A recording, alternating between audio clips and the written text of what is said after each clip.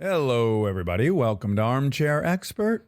I'm Dak Shepard, and across from me, wearing my favorite hair accoutrement, Monica Padman. Miniature mouse. Miniature Padman. Yeah. What is that? That's a hairband that has ears on it? No, I'd call it a bow. It's a bow. Yeah. And what's underneath of that? Some kind of a clasp? No, it's a scrunch. It's like a screw? scrunchie. It's screwed in. It's a scrunchie with a bow attached. Oh, yeah. You always look so much like Miniature Mouse when you do it. Yeah. Oh, that's a great look. I don't wear it very often. I'm sad we don't photograph the intro because I'm sure people will be excited about your rain boots you're wearing too. It's flooding in Los Angeles. Mm-hmm. It took me 35 minutes to drive a mile today. It was a torrential downpour this morning, and I got to wear my rain boots. The only good thing about rain. Yeah, you and Kristen really will eventize any kind of inclement weather. Of course. With jackets and boots and gloves and miniature mouse head screws. That's right. Well, our guest today is Miniature Mouse. Is Andrea Savage, who's an old friend of mine and a very, very funny comedian. She has her own show called I'm Sorry on True TV, but the first season is available currently on Netflix. Ever heard of it? Ever heard of it? So if you want to binge that, I recommend it. You will enjoy Andrea Savage. She's very funny and very spunky. Yeah, we like spunk here. Yeah, we do. We prioritize spunkiness. Yeah. So please enjoy Andrea Savage. We get support from Quince. Have you been wearing the Quince linen shirts? Yeah, I've been wearing them a suspicious amount. Yeah, European linen ones, they're $34, which is genuinely insane for how nice they are. It doesn't even make sense. Well, here's the deal. They work directly with the factories, cut out all the middlemen, so you're paying for the actual quality and not some brand's marketing budget. Everything's 50 to 80% less than comparable stuff. I love it because it's all very classic and traditional, and I know I'm going to be able to keep it for a very long time, and the quality's off the charts. That's true. The style is very consistent. Whatever you get there, you walk down the street, you're going to look good. They have these lightweight cotton sweaters, which I love for when it cools down at night. It's nice drape around your shoulders in the summer and then throw it on when it gets a little cool. And it's not just clothes. They do home stuff, ding, ding, ding, travel stuff, everyday essentials. It's all the same model, quality without the markup. Make your summer wardrobe easier. Go to quince.com/Dax for free shipping on your order and 365-day returns. Now available in Canada too. That's QUINCE.com/Dax for free shipping and 365-day returns. Quince.com/Dax. This episode is brought to you by SoFi, the all-in-one finance app where you can bank, borrow, and invest all in one place. Let's talk bank accounts for a second. The average bank savings rate is 0.39% in interest. You're earning pennies on your savings, but it does not have to be that way. With SoFi high-yield checking and savings, the money barely making moves sitting in your savings account can earn over 8 times the national average savings rate with eligible direct deposit. No account or overdraft fees, which feels rare these days. You can get your paycheck up to 2 days early, perfect for getting ahead of a bill or grabbing what you need right when you need it. Plus, get up to a $300 welcome bonus when you sign up with eligible direct deposit. Sign up for SoFi checking and savings at SoFi.com/armchair. SoFi checking and savings is offered through SoFi Bank N.A., member FDIC. Terms apply. He's an armchair expert. He's an armchair expert. Andrea Savage, so nice to see you. Delightful to see your face. Occasionally, I get an old friend in here, and you fit in that category. I fit the bill. Yeah. But I feel like there's been a lot of time since we've been friends. Oh, yeah. I almost could say decades. Definitely a decade. I would think. Yeah. Yeah. But when I think of you, I'm like, oh, my friend Dax. But I haven't seen you in so long, with the exception of very quickly in the airport. And didn't I see you when you did House of Lies? Did I come? Yes. Yes. You did see me when I did House of Lies, and that's when I fell in love with your wife. And you. And what was comical to me was she came home from work one day and she was like, oh my God, I'm in love with this girl, Andrea Savage. You have to like look up her comedy. And I was like, hun, yeah, I've made out with Andrea Savage. Oh, wow. Well, don't you get to an age where you're kind of like everything's a secret, and then you're just kind of proud you lived before you got married? 100%. I'm like, I feel like that's like notches on my belt. Yeah, I made out with Dax I back hope in the I'm day. not an embarrassment. Because Trust me, clearly, there's way yeah, we have some landmines, right? Way worse ones than you. Come on. No, but it also is like another lifetime ago. It really is. In fact, I was thinking, knowing you were coming today, I was kind of, really trying to remember the details of all that, right? I will let you know, not terribly successful. My brain, I'm just suddenly like, what happened again? My memory is really... Well, do you have 2 kids? I have 1 kid. You have 1? Okay. Well, it gets worse with 2. It gets worse. Yeah. I know, but now it doesn't sound like, now it's just maybe I have Alzheimer's or something. I don't think it's full-blown Alzheimer's yet. Yeah, no, but it's a touch of the Al's. Yeah. But I was trying to also go through like the chronology. And I was like, I don't know what year it was. I was like, I don't know. No. And I guess I wouldn't have brought it up had Hardwick and I not discussed it kind of publicly on his podcast. Great. Well, I told you that though. I think you did. I did. That I is, kinda you're right. You're right. warned You did. you. You did. I forgot. guess I but was by like, the way, I also, who cares? We were 8 children. yeah, in our 20s. And the best Yeah. part is when Hardwick and I discussed you, it was like, He and I are through the so very most close. rose-colored glasses Oh. imaginable. Yeah, yeah. And he accredits like his sobriety to you. He does, yeah. And obviously, I will accept all the credit for that. As you should. As I should, because Yeah. it's pretty easy for people to get sober if they're told to, right? That's generally how it works. That's generally how it works. You can't do it, and then someone says, says, do it. stop. Like I said it emphatically. I'm sure. You know what I mean? Yeah. No. But what I got curious about, Yeah. which was really fun, as I was like, again, going through, one of the memories I have is going over to your apartment on ecstasy. Like I just kind of showed up on ecstasy. Do you remember? I Do you remember think that? so. Yeah, Like I was somewhere on ecstasy. We were in Groundlings together. Let's Yes, let's start at the beginning. paint that. You were ahead of me at the Groundlings. And we knew each other from there. Yeah. And then as Groundlings do, you go out and drink at Yeah. bars. So Yeah. I knew you socially.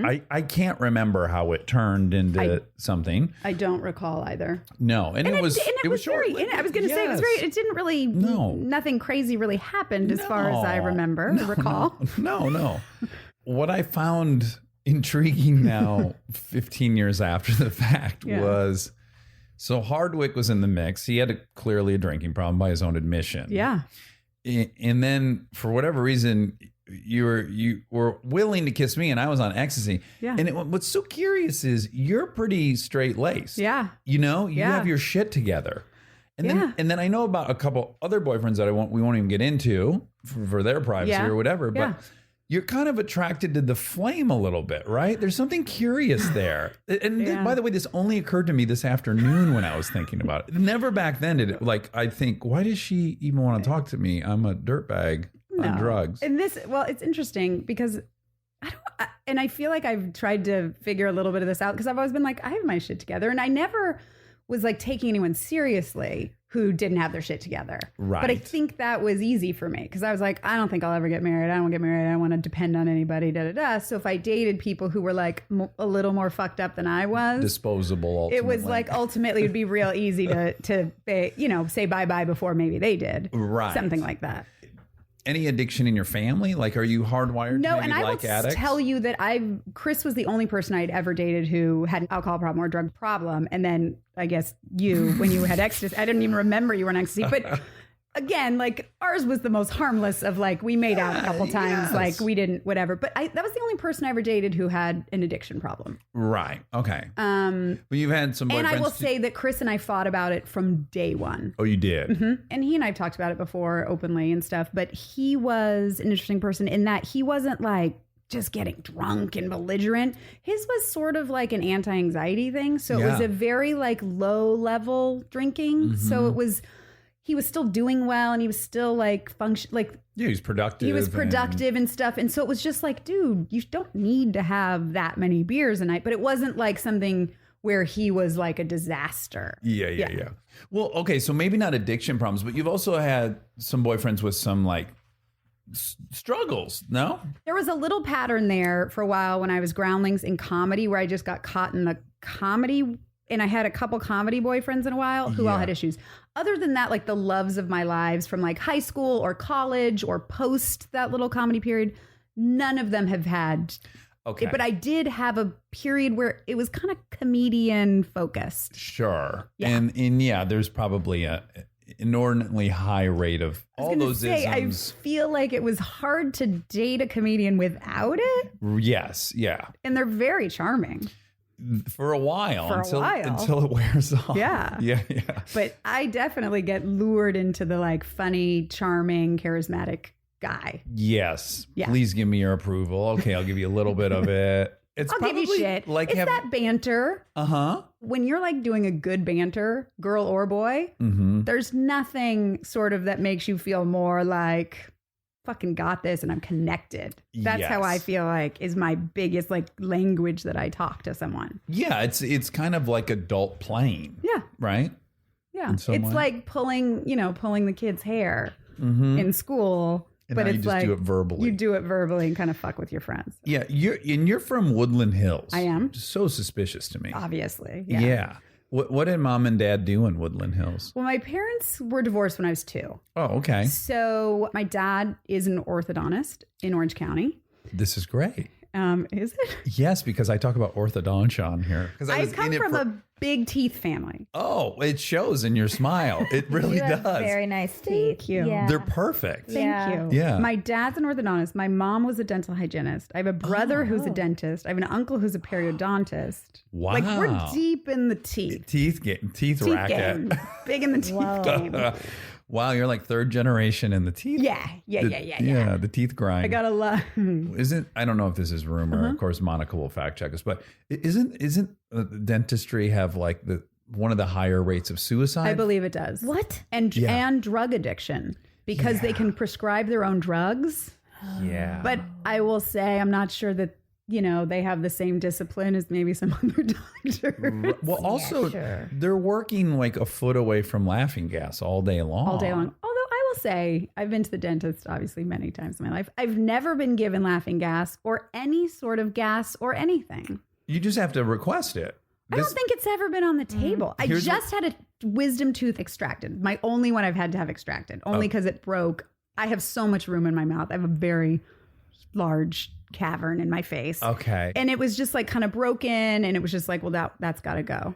And I needed it done really fast because I had to like go back to work or something. Mm-hmm. And he was like, "Oh, so you don't want to be put under?" And I was like, "Wait, what?" Yeah. I didn't know that was an option. And he was like, "Well, you can. It's just one." And I was like, "Well, I can't be put under. Can we just do it?" And he's like, "All right, if you really want to." Ooh, was it Oh, for wisdom horrendous? teeth, it's intense. It was so fine, guys. It was? It literally, he was like, "Okay." 10 seconds later, it was out. And I was like, "Wait, now what?" And he was like, "No, it's out." Oh, really? Yeah. Oh, So I was like, I almost went under for that. So I did go under. Okay. I had 4 Well, if removed you were doing in 4, yeah. in- This was 1. 12th grade. No, 11th grade. And in this, I attribute my early love for opiates is that experience because Oh, they gave me interesting. both Vicodin and Percocet. And that was the first time I was on like both. And I was like, oh, I would like to feel this way forever. Oh, that worries me. And then I went to a graduation party, Yeah. had a beer with that, and was like, oh no, this is how I want to feel all the time. Can It was I so tell you obvious. that I have a legitimate, and this is like getting whatever, but like a legitimate fear about my daughter. Okay. Because she has more social anxiety than I ever did, and really is a little more shy and is confident with me, but definitely is very uncomfortable around new people and this and that. And I truly have a fear that she's going to hit high school and have her first drinks and do drugs for the first time and be like, oh, Here's I the can finally personality. take a breath Mhm. and this is what I want to feel.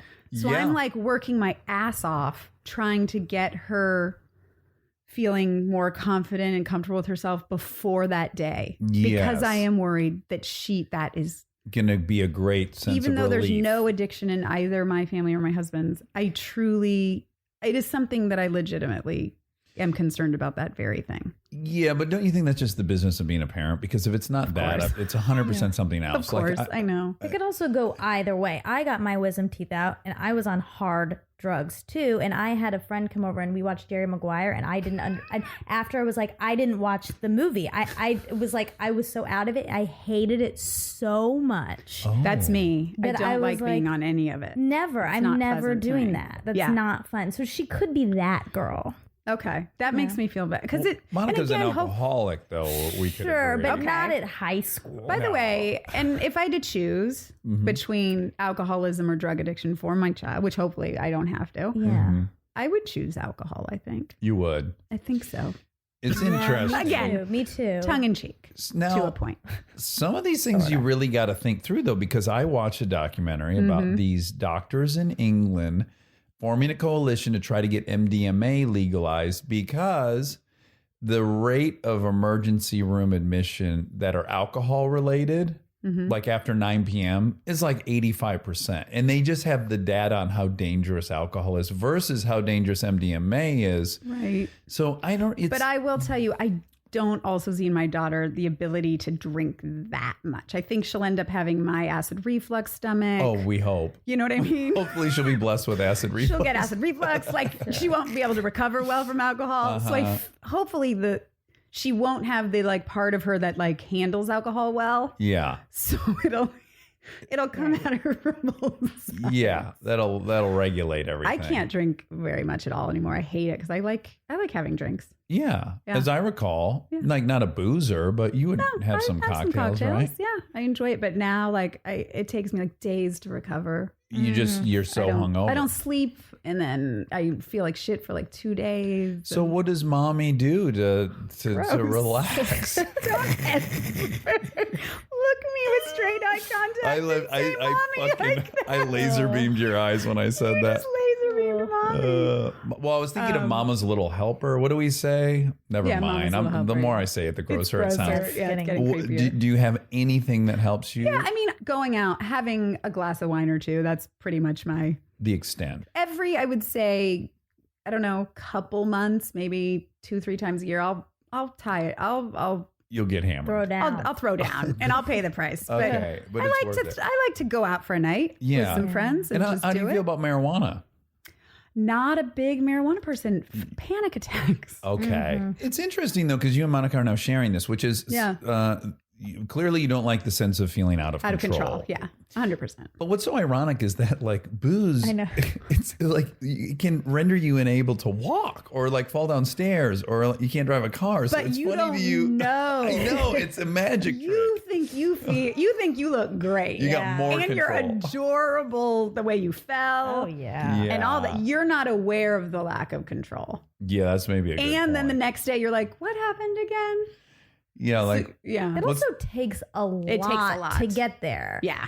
it reminds me of that cliche. What's the greatest trick the devil ever pulled was convincing us he doesn't exist or something. That's basically what alcohol Yeah. does. Is it convinces you you're in more control and you're fucking someone you hate and you're like, yeah, your car's in a ditch. Yeah. Yeah, you just smacked a friend, but you're in total control.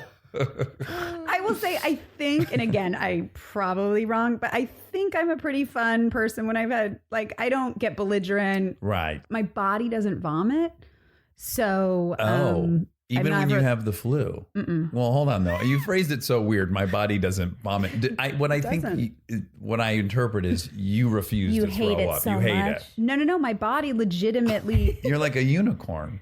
it doesn't, and my daughter doesn't either. So, like, even if I have Really? stomach flu or if I've had like alcohol, it literally just doesn't have the when I was pregnant, like, it doesn't have that reflux. I'm jealous. There's a lot to envy here. The Yeah, smile, it's just the lack like- of throwing down. Yeah. Is it Julia Roberts' mouth that she has? That you're reminding. Yeah. I have. Did you get Sure, that? I got, yeah. Yeah. When I was in my early 20s and she was wearing her hair curly and I was wearing my hair more curly and stuff, I would get it, and I was a waitress, I would get it 12 times a day. You can see it. You would. Now, not as much, but I used to when I was younger, and people said I had her voice, and I don't know. Yeah. And were you pumped on that? I mean, Of course. Oh, Yeah, good. What kind of asshole would be like, oh, fuck off. I look like Julia Roberts, you dick. I know an asshole, and I say this with love and respect to Kevin Zegers, an actor friend of mine, who's always getting told I look like Zac Efron. I'm so fucking sick of it. I'm like, oh, boo fucking who. Oh You look my like God. a perfect By the way, 10. he does look like him. I know.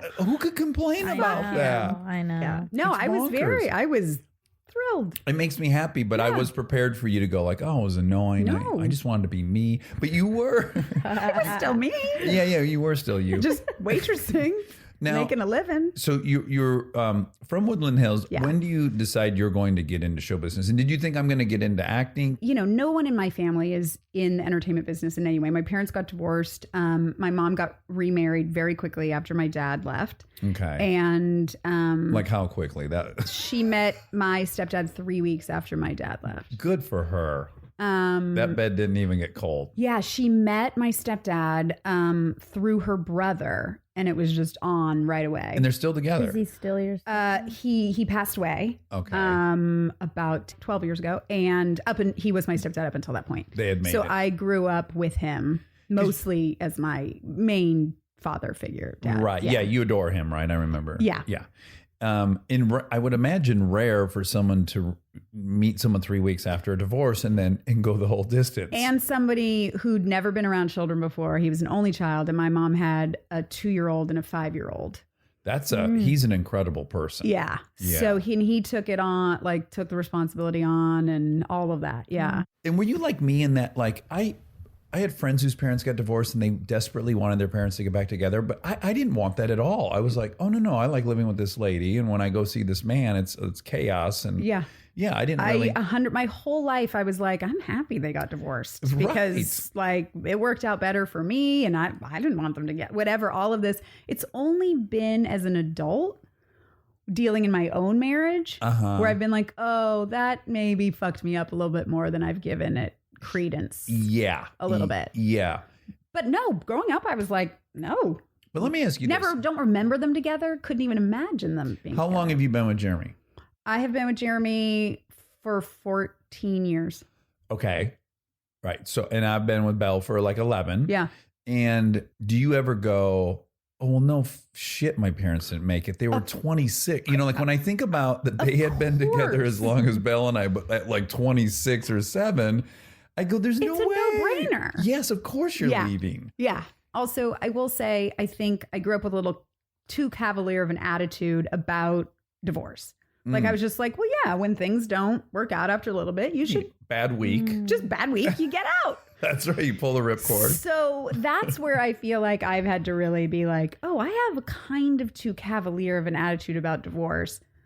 But then also the other side of me that's very grounded and stuff and goes, fuck you, stop being stupid in your head. But they're kind of in your brain of Yes. just, oh, marriage to me wasn't something forever. That was never something that even occurred to me because it was not in my reality really at all. Me as well. And then also, like, if you grew up as your example is like they end and they don't, just the severity of it seems, I don't know. I just like, Like people be like, I It's not couldn't really even a- imagine getting divorced. Like, oh my God. And I was like, not that big of a deal. Like Yeah, everyone moves on with their lives. you call up a lawyer and then you're 3 weeks later, you're 3 weeks you're later, dating a nice you're gentleman dating a that'll nice- raise your children. Exactly.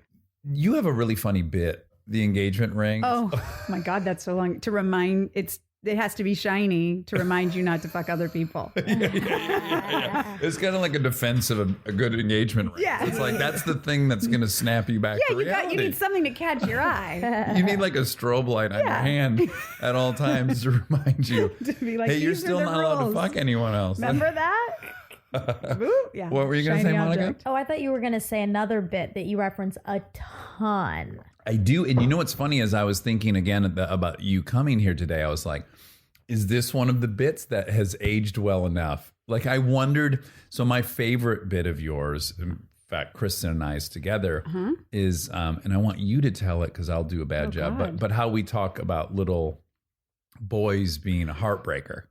I put it in my show last season. Oh, you did? I did. Okay, I okay, did. okay. So it's withstood though. It's withstood and it played very well. Yeah, basically just about the double standard of sexualizing little boys. Like, oh, look at him. Ooh, when they're babies and they're just smiling at you, and everyone's like, oh, he is flirting with you. Ooh, he's gonna be a heartbreaker. Watch out for this guy. Yeah, he's and a like charmer. turning it around on someone's little girl and be like, well, look at this cock tease. She's going to really throw it around. You better watch out. Just the idea of calling a female baby a cock tease. tease. It's just hard to beat that. But yeah, I don't know just why. say for 1 second how impressed I am. And you've always been like this, though. I feel like you've always been so attuned to detail and memory. Like things stick with you in a very impressive way. Like the fact that just listening to your podcast and stuff, but just knowing you too, you've always been able to like recall little moments. I don't think I can take that compliment. I think it's a survival mechanism of being dyslexic and not being able to read and having to literally memorize everything the teacher said if you had any shot of getting something right on the test. Okay, like I know several dyslexics and they all seem to have that ability. You listen to people and then you pull it back later and fuck you over. I put it in the vault and then I unlock the vault. No, but like I even remember this from back when we, were friends and hung out more. Like you'd say something and then like you'd pull it out like a year later and be like, remember that thing that you said or that bit? And it was like, wow, you really were listening. Like, well, I think I was listening to you. Yes, you had my full attention.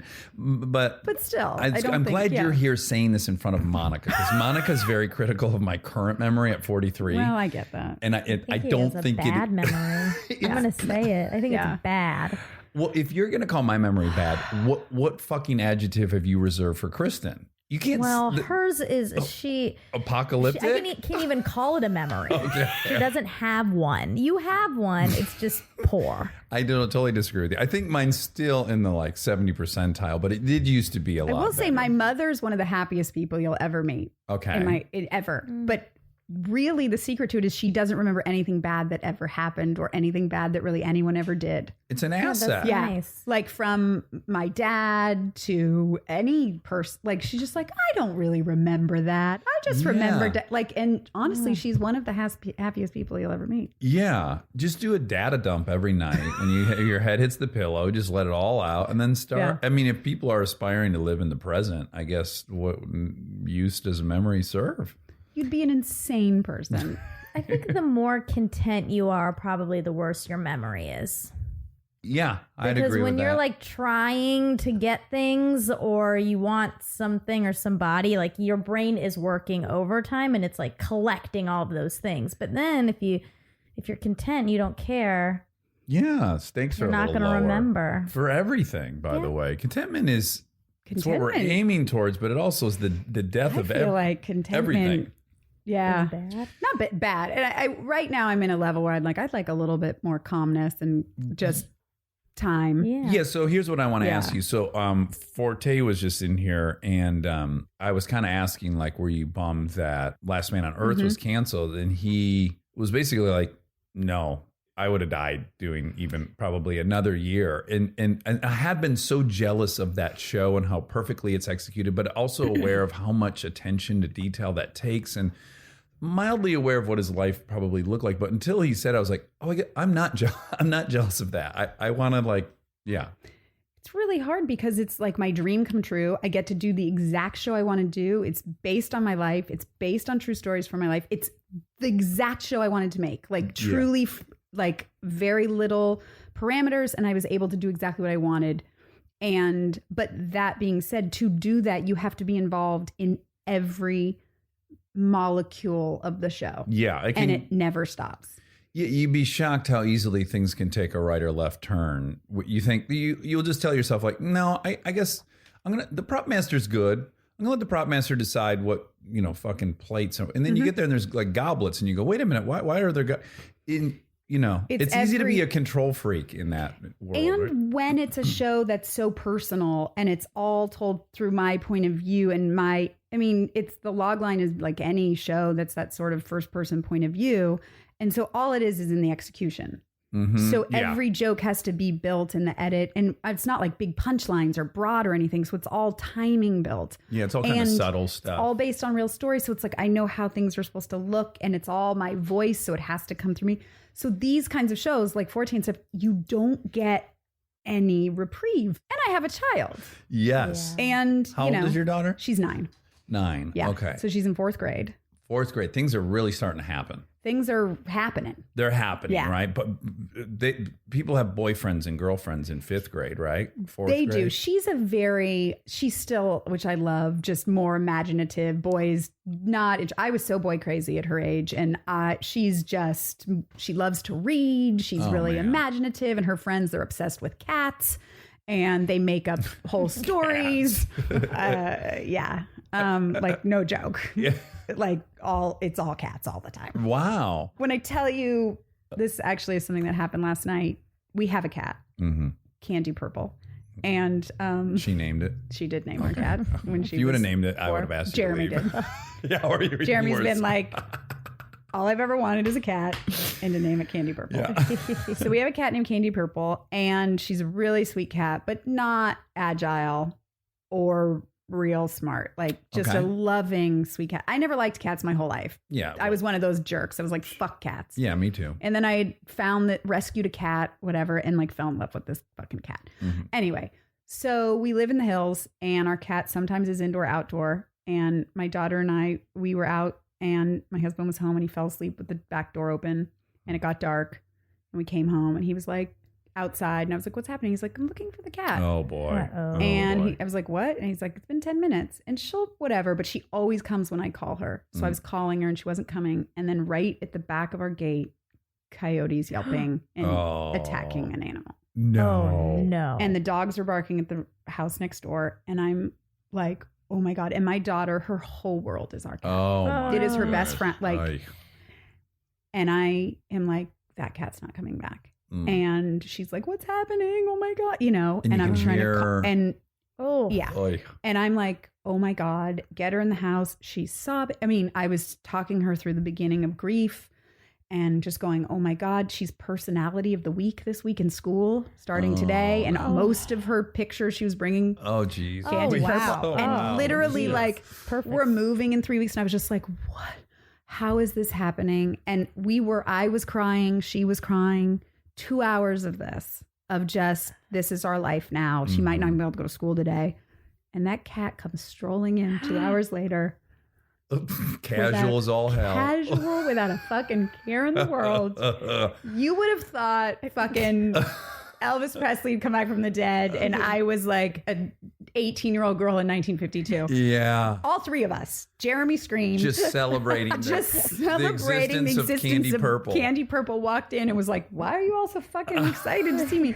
Literally, it was like, I've never felt quite, to be honest, that level of like relief. Oh, sure. Because Was last night. Because you're Wow. a child. Yeah. Yeah. Because it was literally like, okay, I can get over pet. I'll cry. I'll miss it, whatever. It was, this is going, and we were like, I was talking to Jeremy as she was in the other room. I was like, she's going to remember this day for the rest of her life. And she was saying stuff like, I shouldn't have come with you to get your hair cut. Oh, This is all my fault. Oh, Jesus. And then Okay. going, all I can do every time I close my eyes is imagine her getting ripped up by coyote. I was just like, oh boy. oh God. Oh, wow. Oh God. Yeah. Kind of similarly. Yeah. Kristen was, 9.9 months pregnant. She couldn't have been more pregnant. We're laying in the bed in our bedroom, and we hear this outrageously terrible Yeah. dog dying sound, right? And we're like, ooh. But it does not sound like our dog Lola. So we're like, oh, we even say like, ugh, a coyote got a dog. We can hear it, right? It's gnarly. And this is going on for like a minute and a half, 2 minutes. Finally, Kristen's like, I'm just going to go check and make sure it's not Lola, even though I know it's not her voice. So she waddles down the hallway. It takes her another minute to get to the front door. And then I hear, it's us. I run down the hallway. Lola, our dog, who's only this big by this big, but she's half chow. She has a coyote on its back in our yard with its neck in her jaws. That was the coyote's crazy fucking noise. And I like run out and I like scream, and Lola lets the coyote go. The coyote jumps over a 6-foot wall. I run out the pedestrian gate. I don't know what I'm going to do to this coyote, but I'm like, I want to kill this thing. So I'm now chasing this coyote, and the coyote runs directly across Los Feliz Boulevard in rush hour traffic. Somehow doesn't get killed, gets to the other side, and then is just panting and staring at me. Go back inside. Lola is like total adrenal dump. She's in a coma now. Because she just fought. She just fucking fought a coyote. And the coyote is 3 times the size of her. It's Lola's a badass. She's the baddest motherfucker. And she's the nicest, sweetest dog. She'll be beta to any other dog. But she fought a pit bull under our table one time because the pit bull attacked the littler dog in our house. And she took off the gloves and got I might dirty. be in love with Oh, Lola. she's the greatest. Stay tuned for more Armchair Expert, if you dare. Confidence. It's listening to your gut. It's moving forward, even when the path ahead is unclear. For nearly 160 years, Pacific Life has helped people keep their promises, building confidence for generations. Whether you're confident in your financial future or just beginning to envision it, we're here to help. Ask a financial professional how. Pacific Life, the power of a promise. Pacific Life Insurance Company, Omaha, Nebraska, and in New York, Pacific Life and Annuity, Phoenix, Arizona. Long and the short of it, she's not really that into boys yet, or as I always like to say, or girls. Yeah. I say it too much, probably. Well, because if she's not boy crazy at all, you don't really have any sense one way or another, do you? Yeah. I get the feeling She likes she's dong, like, yeah. Yeah, I get the feeling she likes Only big you dong. could I say that. Oh, Jesus, a big dong. Somehow what you said was gross when I said it was kind of cute. Yeah.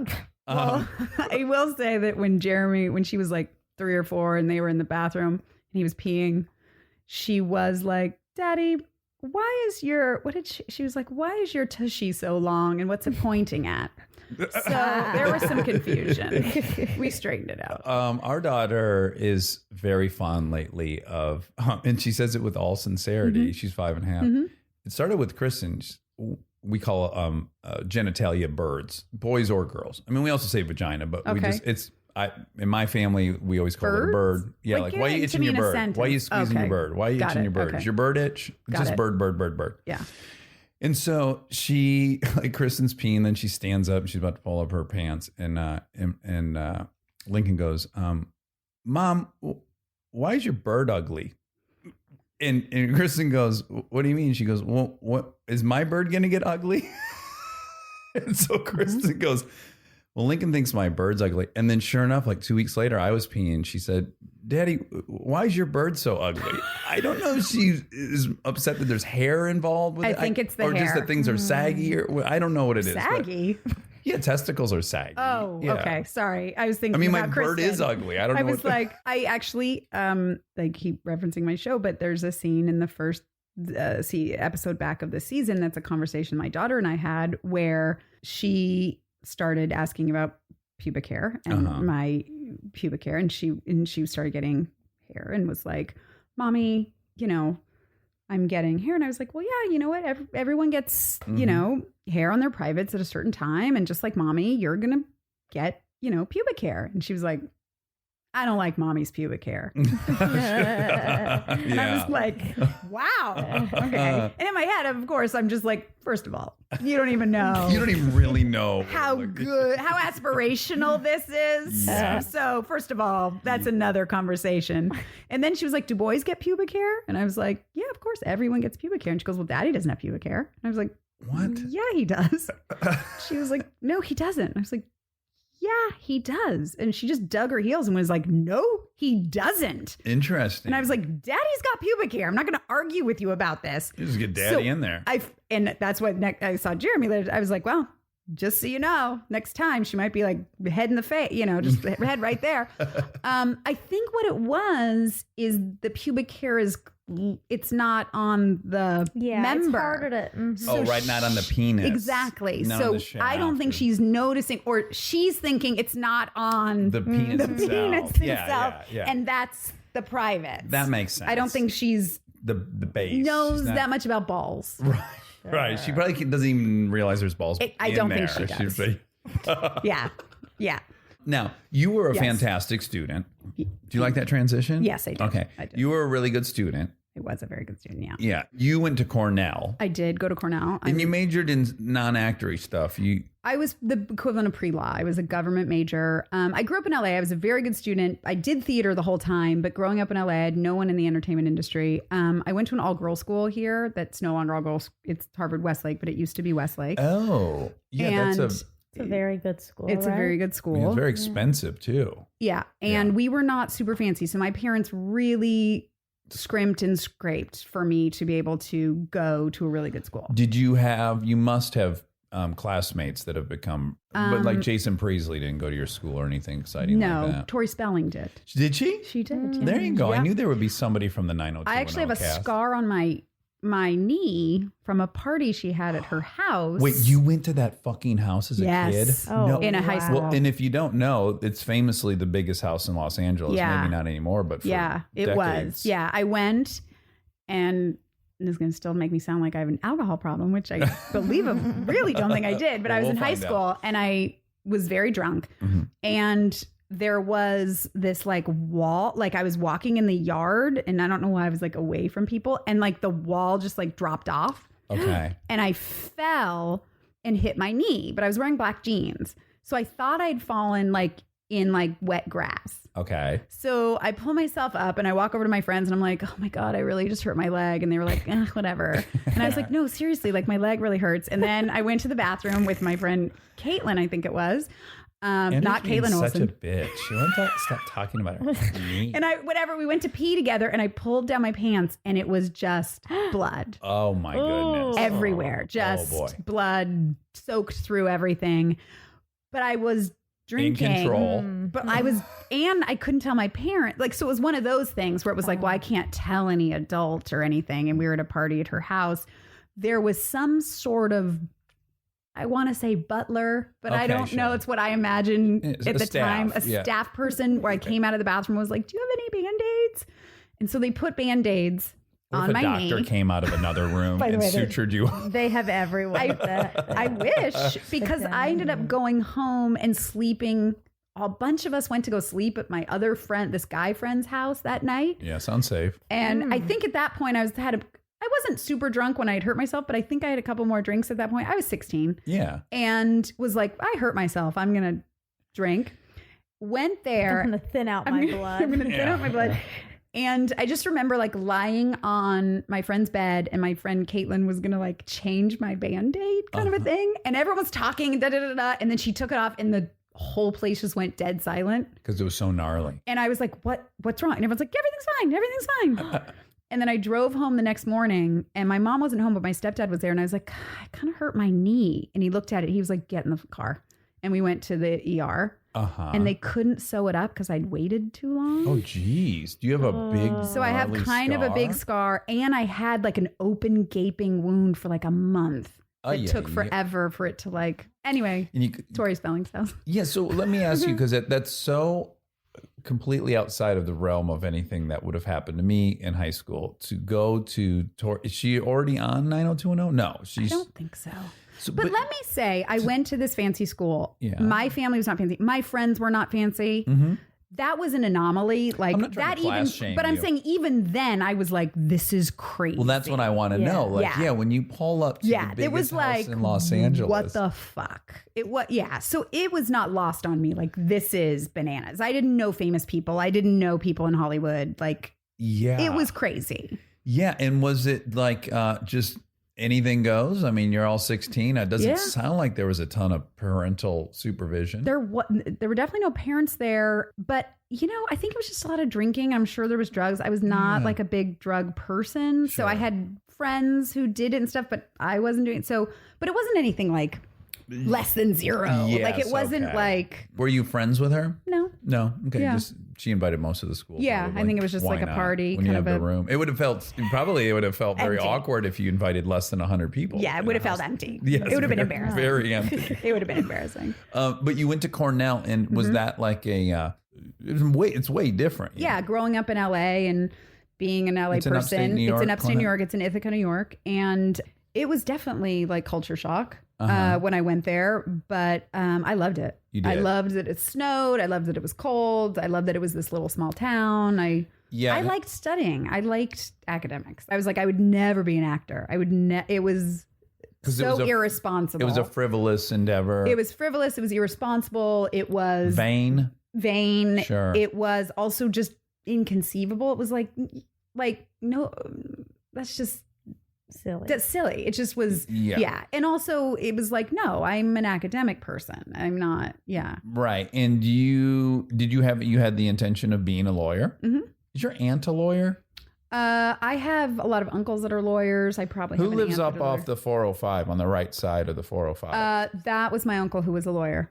Damn. God, how do you fucking I just blew remember my that? own mind. Yeah, I lived in their guest, like they had this little like Yeah. room that I lived in for a while. And not even when I No, knew you. like right. no. How did you fucking remember that? I don't know. I just This had is the what I'm gender talking wrong. about. I had the gender wrong. This I'm is going what to I'm beat talking myself about. up. Yeah, you should beat about yourself that. up about that. You were wrong. So what shifted? Why did you did you love comedy? Did you watch Saturday Night Live? Did you like? I came to comedy through musical comedy, like Okay. musical theater. So I did musical theater. I have like the lamest like way I got into comedy. It wasn't like I like followed like cool comedians Right. or like really stayed up late watching SNL. I loved musical comedy. I started in that when I was in high school. I was Mame, and I was the lead in all the musicals. And you're like singing, and I'm singing. so you can sing. You know what? I could fake it pretty well. And I was like in the singing groups and I was in all the a cappella groups, but I had to work really hard for the singing part. That's how I got into comedy. And I was, you know what? It's weird. I feel like because I had 4 brothers, I went to an all-girls school, but I had a lot of male friends. And being funny and like bantery was like my language. And so I knew I was quick and funny and like sharp like that way. But it was like, well, that's in life. I didn't know being a comedian was a thing, to be honest. There was no improv group on my campus. It was Right. like, there wasn't sketch comedy. Like I wasn't introduced to any of that until after college. Yeah.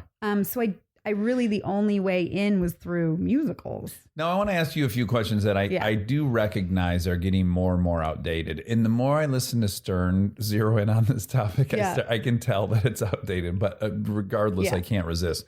But you're super attractive.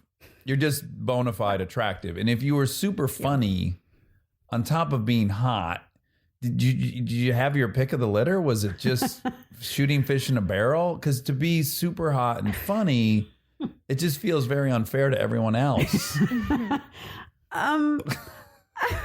don't know. It's a hard question to answer. Hard to answer it without sounding like a dick. A dickhead, yeah. I did well. Yeah. I was popular. And you were boy crazy? I was pretty boy crazy. Yeah. I had a pretty serious boyfriend at the end of high school through part of college. Yeah. But we were allowed to make out. I don't know how it worked, like whatever. But I was like a serial Was monogamous. that really quick? Was that the rule though? Just make out? Basically. Yeah. That's a hard thing It's to a shut hard down line in to. college. Yeah, it didn't work out that great. Yeah.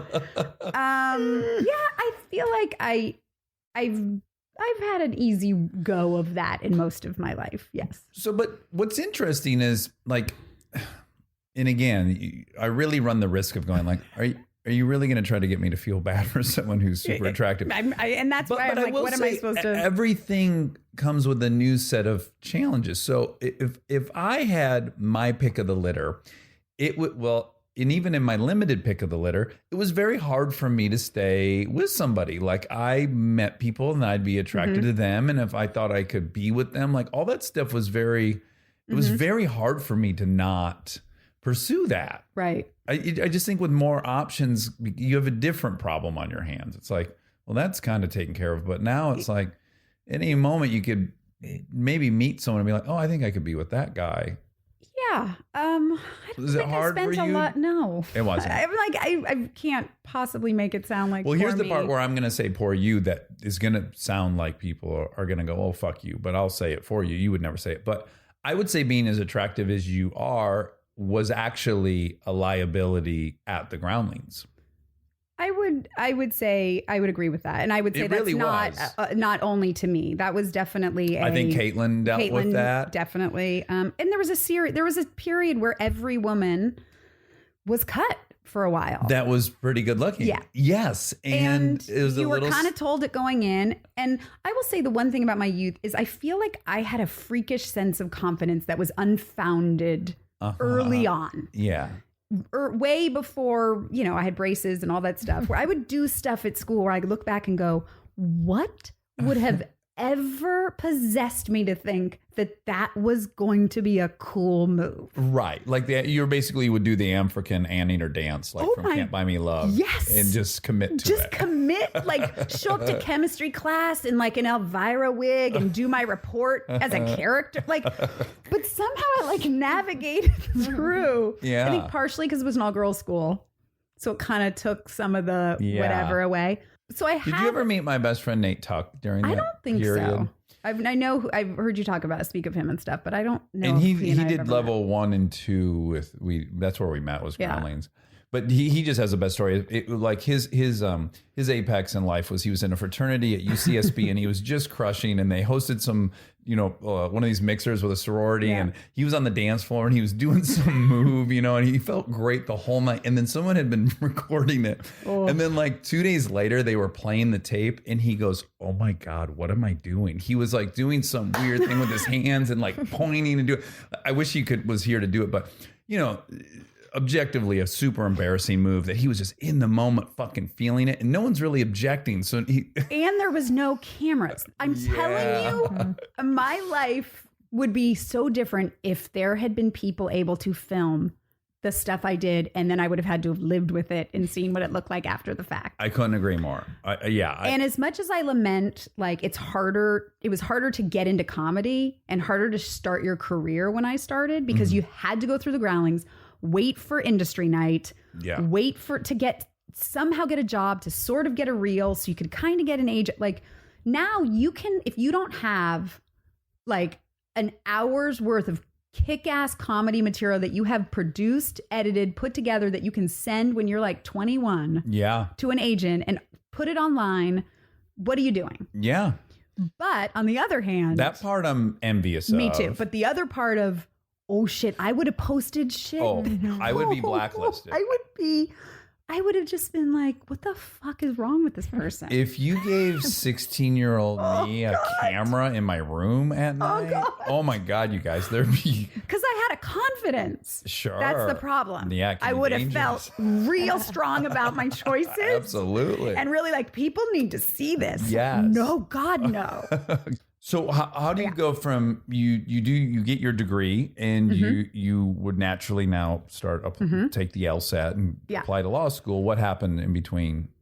When I went to Cornell, getting away from LA, I think I still did theater while I was there and I still loved it and was not in the theater program, but was cast in a lot of stuff and doing well in the program. And I did study abroad for a year in Spain. Okay. In Sevilla. Barcelona. Sevilla, southern Spain. Okay. And while I was there, I was like, I don't want to admit this to myself, let alone my parents or anyone else, but I think I need to try this. And even if it's stupid and even if it's irresponsible, I need to do it. Yeah. And came back and told people and was ignored kind of and just sort of not taken seriously. Yeah. But kind of stuck to my guns. Well, you're a bizarre mix of you're kind of type A and yet you're not. You're an interesting mix of like you did everything by the numbers and then all of a sudden you decided not to do that. And I would say like I only started going to therapy like within the past 5 years. And I would say that's the number one thing where I feel like I have the two very different, there's like the carny side and then the very grounded, like responsible side. And they really yell at each other in my head. Do you think the responsible one is trying to appease one or your other parent? Yeah. I think it's mom or dad. My mom, and then my dad was the one who walked out and was more adventurous and has lived this sort of wild life. But then my mom was the one who was left behind and had to deal with the kids. And I don't want to end up, you know what I mean? And it's those two crazy voices. And someone put it to me that I'm a very disciplined wild child. Right. But it's always fighting in me. Yeah. And it gets tiring. Well, but I didn't realize how tiring I got until like really about 5 years ago. Well, and again, I can also back to it was discovered it wasn't really the pattern I thought it was. But even maybe your willingness to get close to the flame with some people that are probably more indulgent of their crazy side. I get probably attracted to that. Bored easily. I like things that are a little shakier, a little riding the line, but to a point. Right. Because then, you know what I mean? Yeah. Safe. Like, I don't like to jump out of airplanes, but it's the same reason, like, getting up in front of 10,000 people. You know, I did this tour and getting With out Ferrell? with Will Ferrell. Yeah. And, you know, I'd get out in front of the audience and just improv with him and just get out there and just fuck around in front of 12,000 people, you know, Yeah, or it's whatever it bonkers. is, which is crazy. Yeah. And I can't believe, you know, there's times where I go, that's so crazy. Who does? But that to me is like, I like a little crazy, and I like things to be a little wild, but only to a point, and then it's just always fighting. It's very German. I read some fascinating piece in Vanity Fair about the German character, the national character. And it's like, they have this, they're drawn like moths to a flame to like, they're very rigid and type A. It just says a national character. It was all about them getting involved in the subprime Holocaust? mortgage. Yes, it was all about there. I think they were in the fire at that point. Yeah, I feel like there was the other side. My side was closer to the flames. Yeah, they started the fire in that scenario. But just the fact that they're fiscally they're the most responsible country on the planet. Yet they were buying all these subprime mortgage-backed securities, billions of dollars worth, which they knew better, but they they wanted to have their toe in some naughtiness. Like, it was just a very fascinating story. But so after a year of tapas in Spain, you come back and you go, yeah, I'm going to go to New York. I'm going to be I'm going to go do theater in New York. Okay. I'm not going Hollywood. That's ridiculous. Cliche. That's cliche, embarrassing, wanting to be a TV. Yeah, there's something lofty about doing it in New York. Yeah, it seemed like almost the more responsible way to be irresponsible. So I was like hedging my bets a little bit. Sure. I told my, department counselor that I was doing it, and literally just got the dead stare and just like 10 seconds of silence. And then just like, okay, well then after that, which applications do you think? But yeah, I mean, literally it was just like I was speaking another language, and my mom was, my parents were hesitatingly encouraged, but I think they were just like, you know what, she'll take a year off. And then relax for a year. Rumspringa. Rumspringa. Yeah, exactly. Rumspringa. She'll Rumspringa. she'll crawl back to the church. Yeah. So I went to New York and stayed with a friend of mine for a couple months, and then tried to meet agents or whatever, like through my theater program or whatever. And everyone there was like, everyone in New York's trying to get to LA. So if you can start there, go home. Right. Live at home and bye-bye. Yeah. Being a theater actress is like, the only way to get on the theater is to become successful in Los Angeles. Right. And then come back and get a role. Yeah. Because that's that's basically what they said. Right. Which was probably good advice. And so you came back home. So I came back home, lived at home, and then literally started from the bottom. Like, submitted Backstage West, so like student films. Oh, I did that. And did the blind submissions for Commercial Agent. Go to 7-Eleven and pick up that Backstage West. Backstage West. And there was another one and slowly convince yourself you're right for every single role. You're going like, okay, it's a 42-year-old mom. Janitor. I'm a maternal. Yeah, I have younger siblings. I change their diapers. I can, so you're every part. And I submitted myself to like student films and a blind submission for Commercial Agent, and I got a job in a restaurant. Like, you know what I mean? Like, just fucking did it. Yeah. I thought you meant through all those submissions landed you a job at a restaurant. Yeah. What restaurant did you work at? I worked at 17th Street Cafe on Montana in Santa Monica. Oh, sure. And worked there for many, many years on and off. I ended up on a kids show called Sweet Valley High relatively quickly. Yeah. Based off the book? Based off the books, which I had been obsessed with as a child. I played Renata Vargas, the Brazilian exchange student. Yes, I just read this. And were you doing an accent? That's so exciting. I did an accent. Not a Brazilian accent. No. And in fact, I was like, do you guys want me to actually like learn the accent? They were like, no. So it is just I'll tell you right now, that character would not hold up today. It's the most. I had fruit on my head. Oh, perfect. Ruffles, cha-cha. I talked about burros and tacos, but then also the Amazon jungle and voodoo. It was every stereotype was thrown into this character. Into this one Jewish lady. Into this one Jewish Greek lady from Woodland Hills who should have been in law school. And so, but I loved it. Yeah. How many episodes And it was a were you comedic on? relief. I did 22 episodes. It was their last season. So I was like a series regular. Yeah. And so you made money. I made money and I did it. And then I got off that and was like, well, I guess this is where it all happens now. Because that show ended. Well, everyone's going to be pretty excited. You'll be a regular for the next 40 years. Yeah, no. Then I had to go back to working in a restaurant. And that was a real pill to swallow. Back to 17s. Mm-hmm. Okay. And how did you find your way to the Groundlings? Did you go see a show? You know what? I was taking a cold reading acting class with Brian Reese. That was like an audition workshop class. Mm-hmm. I took a couple real acting classes and was like, this is not for me. Yeah. No. Mm-hmm. And so I was taking that class. I got a couple guest stars, and I did those like casting director workshops where you pay to like audition in front of the casting director. And I actually did really well in those, and I got some jobs from those. Oh, that's great. Whoa, You're the one never person. happens. Yeah. I know. I actually like did well in those, and I was getting work here and there, but not enough. And so I was taking this acting class, and Chris Parnell was in my class. And we hit it off.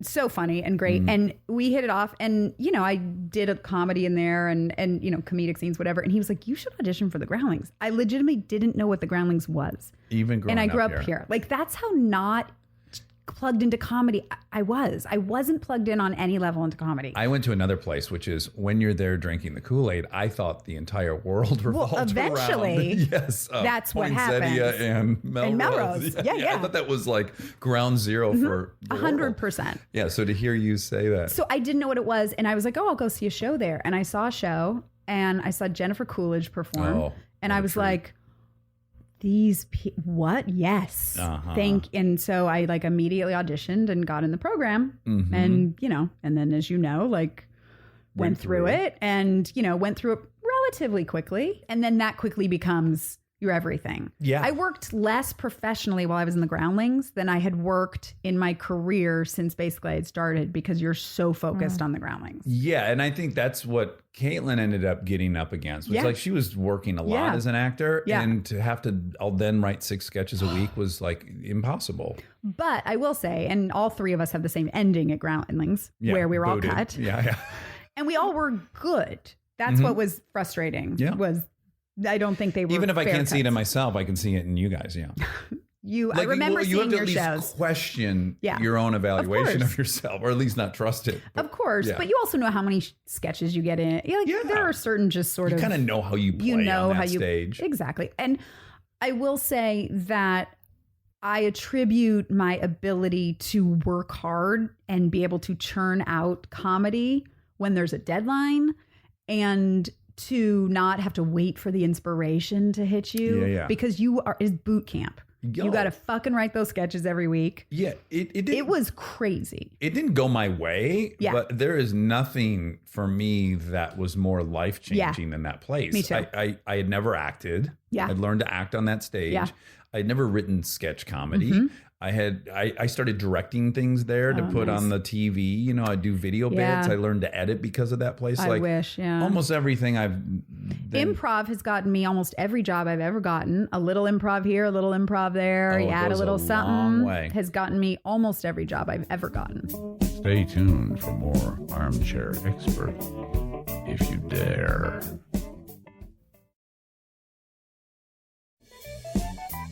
And then you and I were almost on a show together right after I got punked.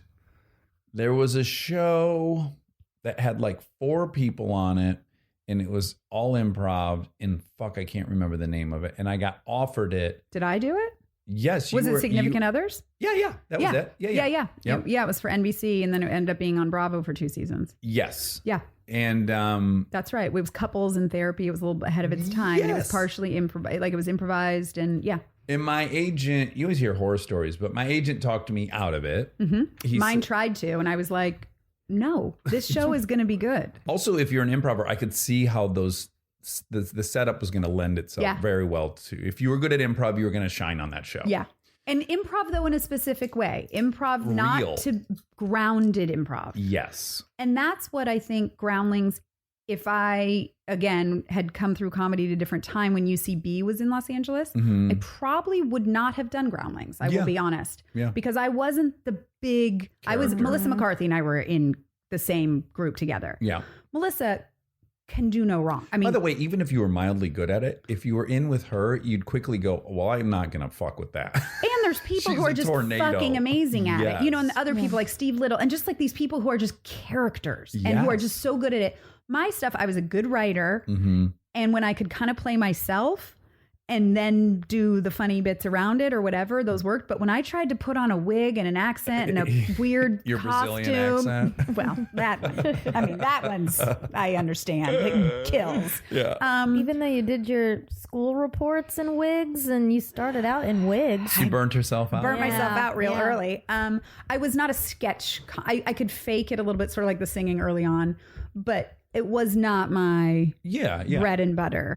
And if there had been another option that was more improv and improv in your own body, like improv in your own skin, that would have been more. And that's what my career has ended up being more into, is living in that space. That's been the biggest asset for me, working for, a long time. Yeah, and that's very for better, for worse, in UCB. some good years and bad years. Monica did all of UCB. Yeah, no, I so know. she's 31. So of course, when she got here, she Yeah. had that option, Yeah. and she was for her. Yeah, and I was no-brainer. allergic to that character. I was very like, Groundlings is characters, and I don't want to do that. I don't do I don't characters. do characters. I just want to really quickly go back to the Brazilian Yes. that you played, Mm-hmm. because I don't know about you, but I have auditioned for things that have accents, but now I have the asset of Mm-hmm. YouTube. But I just go on YouTube, I watch some things, and I do it in my car right before I walk in, and I can do it long enough in the audition. Yep. But the Brazilian accent, you're just probably completely guessing, right? because I spoke Spanish fluently, but they speak Portuguese in Brazil. That's right. So it was like, fuck. Like, it was just like, so it's not Spanish. It sounded Russian, I would say, you if you think were you giving any do you sort think of you still categorization to Have it? Do you think you remember it? Oh, Dex. Yes, I had a hunch it was that. Because who was Let's look at the potion. I don't know. yeah. I actually don't think that was it, but it was big. It was big. Because who am I thinking of? That was it the Chiquita Banana girl? Charo? Charo. Maybe. Yeah. Does she do that? Yeah, Or so I'm like thinking- coochie coochie? I don't know. What is Yeah, she? Doesn't she that is what she said. coochie? Yes, Coochie coochie. Yeah, she would go hoochie coochie. She would, right? I think so. Did you ever work a hoochie coochie into the Sweet Valley Twins? What was it? Sweet Valley High. Sweet- sorry, Please, how girls. dare you? I know, get Sorry, out of ladies. here. Sweet Valley High. I called you girls momentarily just because that's when you loved it. I went back. Yeah. I'm talking to the girls in The you girls who in love us. Yeah. Sweet Elizabeth Valley. and Jessica Wakefield. Yes, Oh. please. See? Thank you. Jeez. When I got that role, I was like, this is everything. Yeah, I'm stepping into books that I loved. My character didn't exist in the books, but I was still like Todd, and that was Elizabeth's boyfriend, and then Jessica, and like it was literally like stepping into like your favorite book. It'd be me. Would have given a left Yeah. leg Getting- to do Yeah. that. It was Sweet Valley It High. was. I'm not gonna lie. It was special. It'd be like me getting on Dukes of Hazzard first job. Yeah. Like, oh my God, I'm in the world. I'm in the wanted. world. Yes. Yeah. Wow. Yeah. So you left Groundlings. Did you take it bad? I took it quite bad. It was, I would say it was a real blow to the ego. Not gonna lie. It was really just, it fucking sucked. It hurt. It hurt your feelings. It hurt your ego. Sure. It also was like, that was my life. It was all my friends. To me, it was more like leaving Yeah. a cult. It was like leaving a cult. Yeah. Yeah, like my whole identity was that. All my time was spent there. All my time. And I had also convinced myself that this is the only avenue towards where I'm trying to go. Which I want to was be where? on Saturday Oh, Night Saturday Night Live. Live.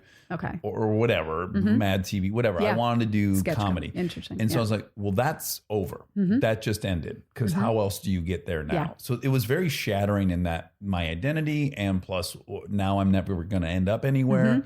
All those things were very frightening for me. It was really scary. It hurt really badly. I remember my mom though saying, I know like this is awful and it deserved or not deserved, whatever. It doesn't feel good. She was like, I've never seen you more stressed and unhappy than the past year that you've been in the Sunday Company. Yeah. Because it was such constant stress of how many sketches did you get in? Why did that person get a sketch? Oh my God. Well, now I need to write another one. I don't know. That one didn't go well. This one did. And it was just Oh, and you get Machiavellian about it, like, oh, well, everyone needs one sketch. Yeah. This person can't write. I'm going to write with this person because I'll get in their sketch, and then I'll get in this loser's sketch. I mean, it gets insane. And it just became your whole life. And all you want is sketches in the show. But then once you get those sketches, now you've got to shop for 3 days for all these wigs and bullshit. And It was crazy. And then you put it up and you're like, oh my, well, that sucked and it's gone. Yes. It was not easy. But I will say one thing that I think has served me well is I am one of those people that's like, all right, this is where you show yourself what you're made of, Savage. You pick yourself up and you fucking go harder. Yeah. Kind of a thing. And you started doing stand-up Stand-up. after that. I started doing stand-up pretty quickly after that. Which I thought I remember being like kind of impressed that you shifted that quickly into that gear. Stand-up, I was like, oh, this is what I should be doing. Right. Because it was not the wigs and it was doing a version of yourself and it was just straight from your mouth to the audience. You could control what it was. You didn't have to go through a panel of people to get what you wanted to say. It was the equivalent of like being able to shoot my own stuff. Yeah. That wasn't available really then. Yeah. So I love doing stand-up. I just didn't do it very long. Right. What, a couple years or something? I did it a couple years and then, and cannot complain, started getting work. Quite a bit Do of you work. think from that? I think somewhat from stand-up, and then also I think because I was out of Groundlings, it could fucking focus on my career again. Right. Like, because literally, like, I was doing well before Groundlings, and then pretty quickly after Groundlings started working again. Yeah. And started Kind doing of an stand-up. easy to deduce. Yeah, it was like, equation. oh, maybe if I actually have energy and time to focus on this Right. instead of all the wigs and the shopping and the things and the whatever. And got on a couple shows and then got on a show called Dog Bites Man, which I became a writer-producer on. And that was on Comedy Central. And it was Zach Galifianakis, Matt Walsh, 80 Miles, and myself. And it was the guy who did Borat, Dan Mazer. And it was kind of before its time. And it sort of has this like cult following. And that's where I first became a writer-producer on a show. But it's also right when I got married. Wait, go ahead. how did you get those titles? Because we were improvising on it, and there were a couple of the writers on the show, but we were playing characters based on ourselves as this faux news team. And from Spokane, Washington. And it was sort of in the Borat world. We were playing characters, but everyone on the show was real. And I have a lot of mixed feelings about the show, but it was a really cool, very funny, weird show. It has like a weird cult following. I'm gonna find it. I think you can find it. It's not easy to find, but you can find it. But we had to trick real people, which I did not love. None of us enjoyed that. So it was that was the part. But working with those guys, like the four of us, and we'd be on the road for most of the year. It was crazy, but we basically became writer producers because we were writing on, like we were that. And then it's just the way it happened. That's when I started the writing, producing side of my world. And realizing that you should be creating putting as much the time content into that as. Yeah. And that's really when like everything shifted. But around then so we were working crazy hours and we were on the road. And then I got married. And so nights I wasn't going to work all day and then also go out and do stand up 5 nights a week. Because to do stand up, it's like it's your every night of when you really commit to it, you got to go. Yeah. Things, I don't know about 31? for you, but for me, I met Belle when I was 32. Yeah. And there's an entirely different thought process. Yeah. That makes me think that had I approached any other relationship the way I was at 32, I was like, the next one I'm having a child with. All these other things I might have like let myself be annoyed by someone else. I was just like, no, I found someone with good character that'd be a great mom. I will make this work in a weird way. But also, well, I think I was still like a little like, I don't know if I'd ever get married and da-da-da-da-da. But then we met and I remember driving home after like one of our first dates and being like, I think that's the last person I will go on a date with. Really? And then I was like, what the fuck was that thought? Uh-huh. And then just kind of knew, but it was that kind of thing. And it wasn't like I was like, oh, I want kids right away. But it was like, I've seen how other relationships, I've been through enough long-term relationships. Yeah. This is a good person and this is a person of quality.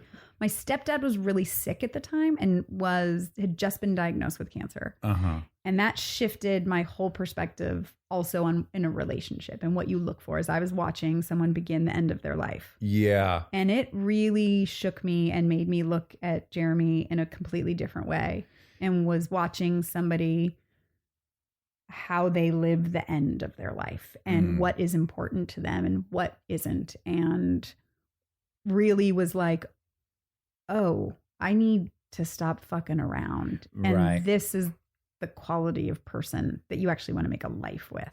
Yeah. You Well, a couple things. I too was, but this was recently, was kind of fucked up by watching my mom care for my stepdad and just going, oh, I hope I deserve that. Like, it's so profound when you witness it. And to go like, God, I hope I I can lay in bed and let someone care for me and feel like I deserve that or have earned that. Cause it's so, I hate anyone to help me. I don't want a favor from anyone. So to be in that position, you better feel like you deserve to be there. I don't know. That's what I walked away with, is like, I think I walked away with just going, he was sick for a year and a couple months. And when I tell you that he gave me the greatest gift in terms of watching somebody get diagnosed, get sick, think there's some hope, the hope's taken away, and then know that the hope is gone, and then still have a little bit of couple months. Yeah. To watch someone go through that, he modeled what I have to imagine is the most noble way that anyone could go through that experience, and taught me, so morbid, but like, when it is my time, that's how you do it for yourself and for your family. And he was so still concerned about what our life was going to be after he was gone. Right. And my mother and me and just all of us. And that was a big priority for him. And he was obviously not ready to go, but sort of took it in stride. It was incredible. Yeah. But it was watching his respect for my mom and love, but also her. It was just all of it. It was just like, oh, this isn't just like, oh, this is my boyfriend and we like have fun together and we make jokes. Yeah. It really knocked me out of that comedy right spiral that I was in a little bit. What's the longest you had dated a guy prior to Jeremy? I feel like I had like a series of a lot of 1.5 relationships. Okay.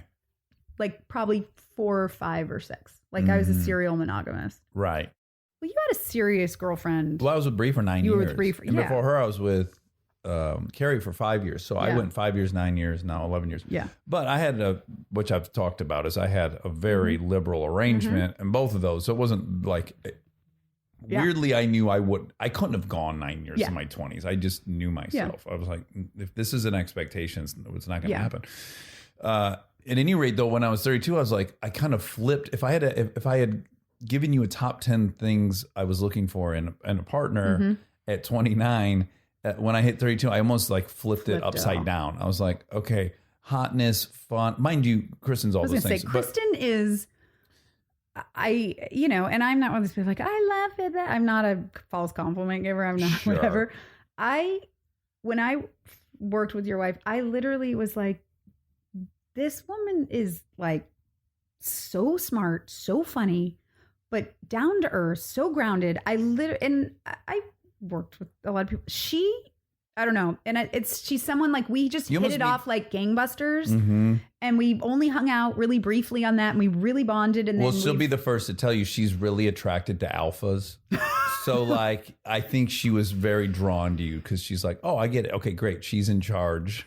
Andrea's in charge. But when you see Kristen on a set, you almost think, oh, someone this nice isn't supposed to succeed. There's almost been like a glitch in the matrix. You can't be kind, can you? And still end up somewhere. And she just she was just one of those people that was just like, she has everything and is still just a cool, normal person. She is. But when I met her, there were things that had I still had the 1 through 10, I wouldn't have picked her. I flipped it. And then the bottom half of that list ended up increasing over time, weirdly and ironically and counterintuitively. But anyway, it's just fascinating how you end up getting the priorities you should probably always have, but whatever, I guess. But it takes something. But I think in my case, like, I took like a jarring life event to put some stuff in perspective. And I say this openly to my husband. I'm like, I don't know if I would have appreciated you out of that in the beginning, out of that context, because he was more straight-laced,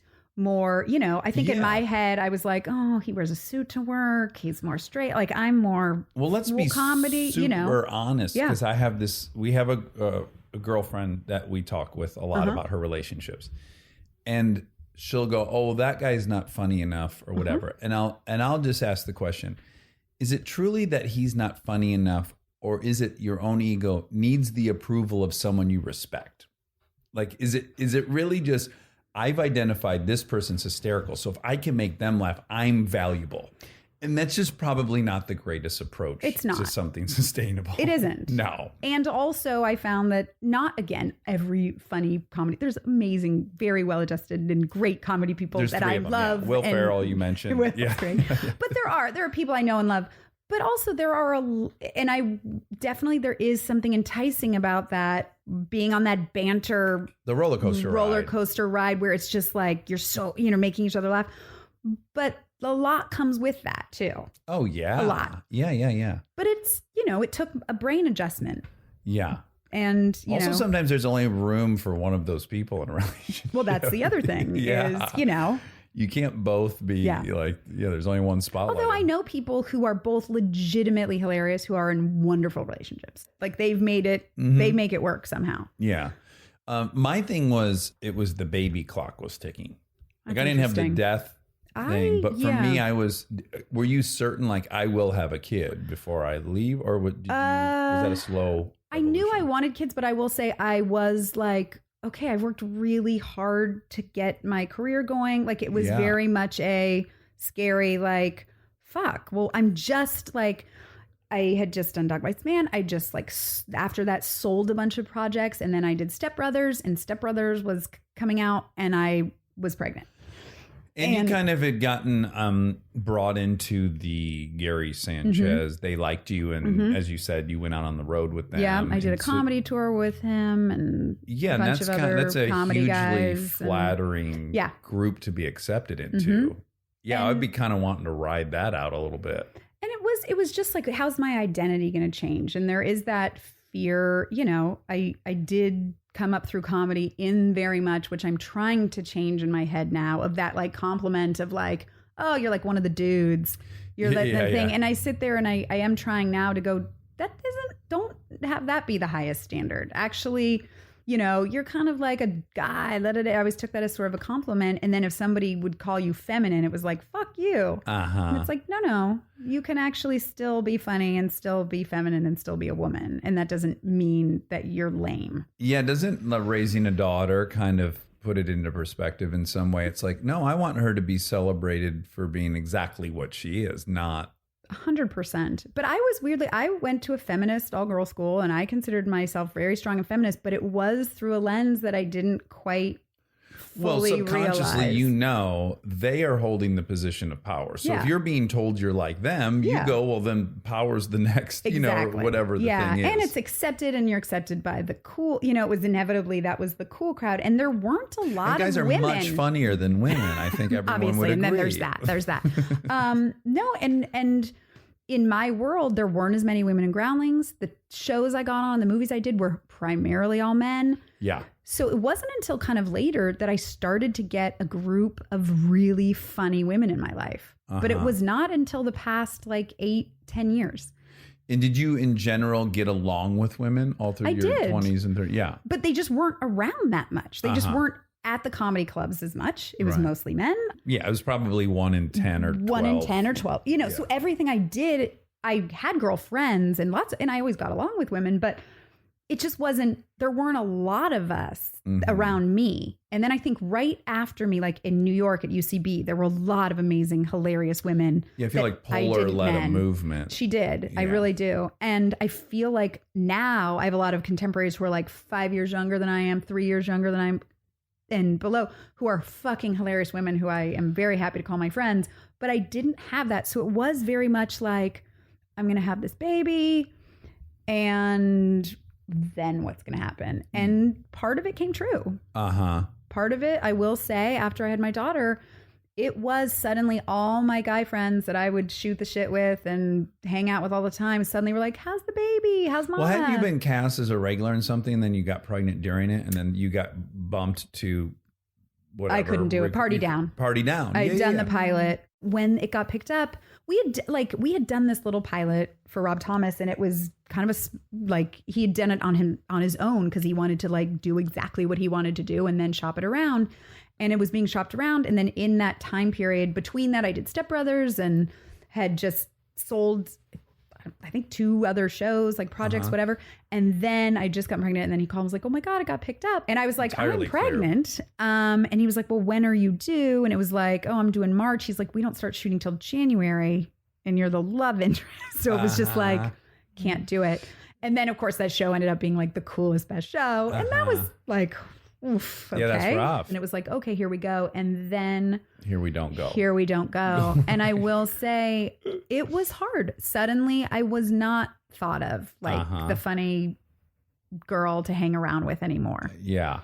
And it took a lot of work to recharge back. How many year was that? A 2-year thing? A 1-year thing? I would say longer than that. I kept working and I kept selling stuff. Like it was the kind of thing where every year I'd sell a show to develop, and then I would do and be in a pilot and wouldn't go. So it was a lot of like those heartbreaks over and over of putting your heart and soul into something and then it not going, and a lot of seasons of that. And I also, you know, love being a mom, and my daughter's like, I know people say it, but truly the best thing that's in my life and all of that. But it was hard. I was feeling like, okay, well, I guess it's just mom roles coming my way. Yeah. Oh, yeah, yeah. And they're not well written. Yeah. And they're not nuanced. Yeah. And they're not funny. They're to drive someone else's story. And it was that, or like a cougary boss, you know, and it was hard. So how'd you get your show made? I will say after I think my 7th show that I'd sold didn't go. Yeah. I was like, you know what? I'm not developing another script. And I was like, I am going to do a show where I have funny stories that I want to tell, and I have a certain tone, and it's edgier, and it's a version of me that shows a nuanced mom who's still dirty and edgy, but also trying to still be a good person, but has a good marriage, like all these things. And I'm going to shoot something, and I'm going to shop it after the fact. I'm going to shoot it, and I'm not going to develop the script.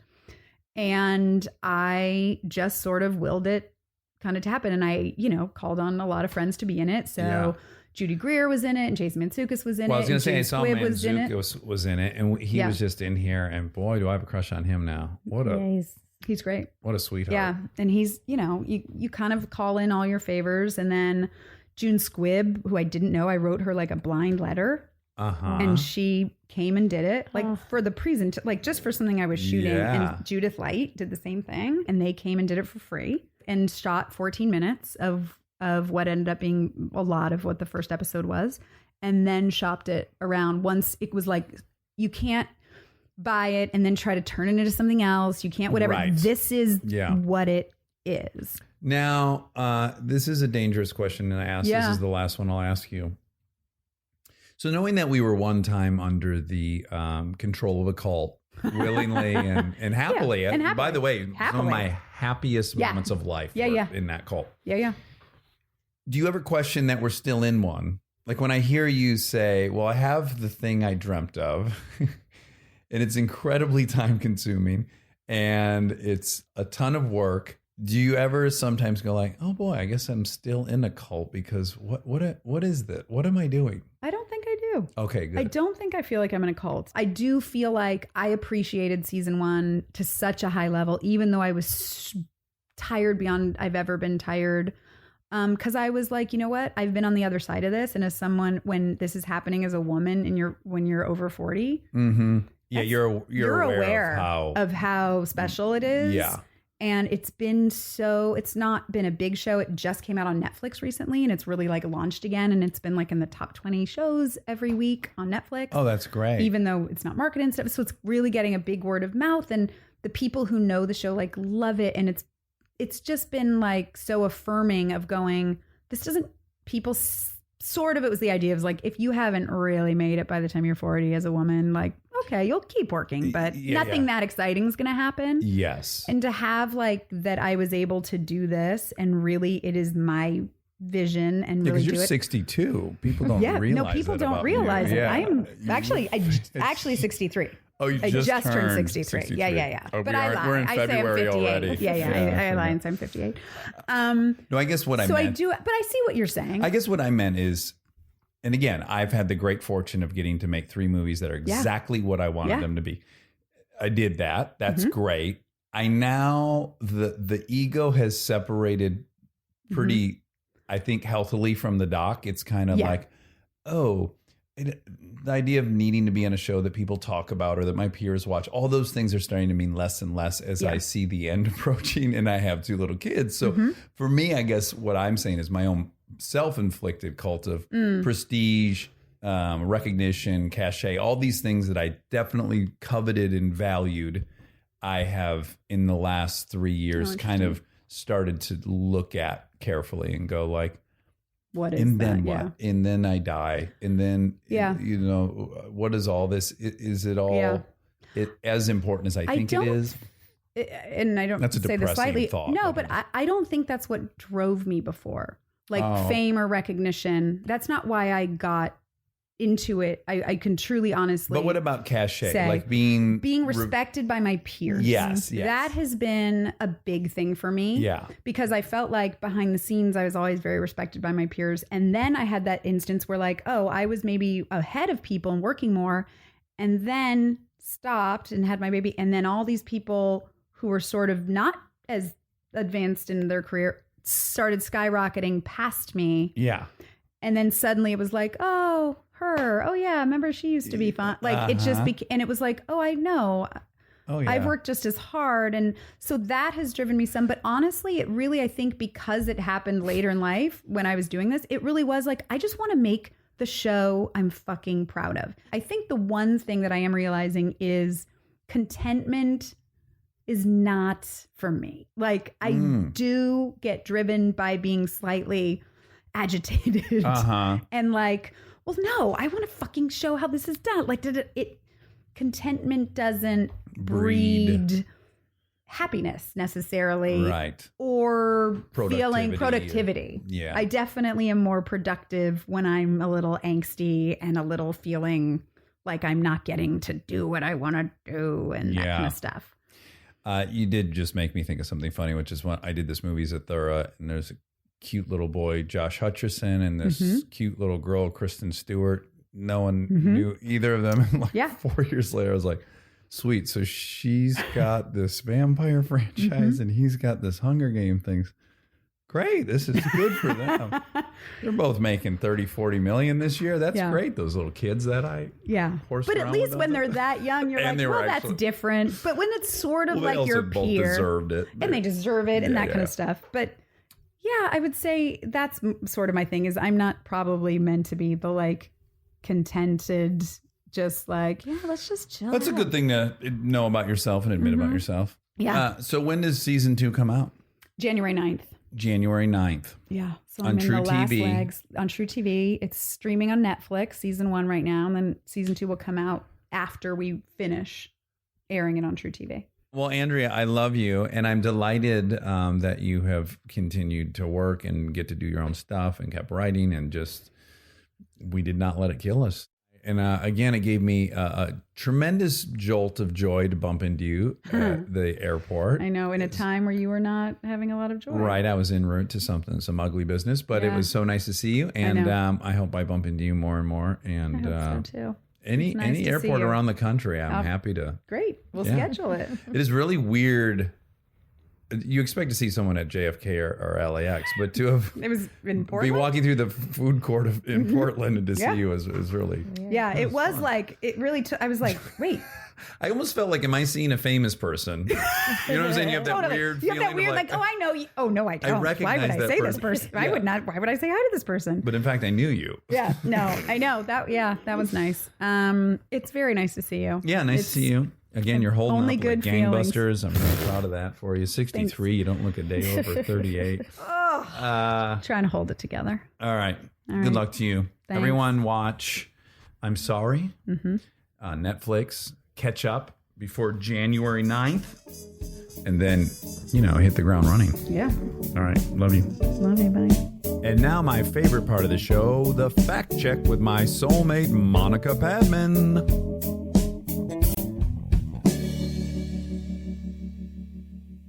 Oh, won't you check my facts tonight?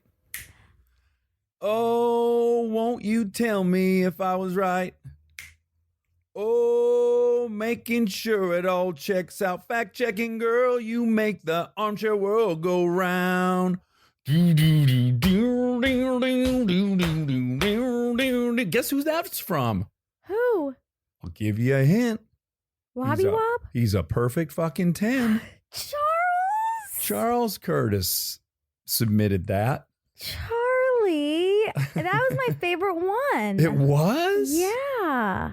I knew you guys were circling each other. Oh, Charlie. This is such a slow burn. I love it. I love it. Thanks, Charlie. Thanks for taking the time to send us some songs. A perfect 10 level fact check That's song. right. Wouldn't expect anything less. I want it. Great. Great.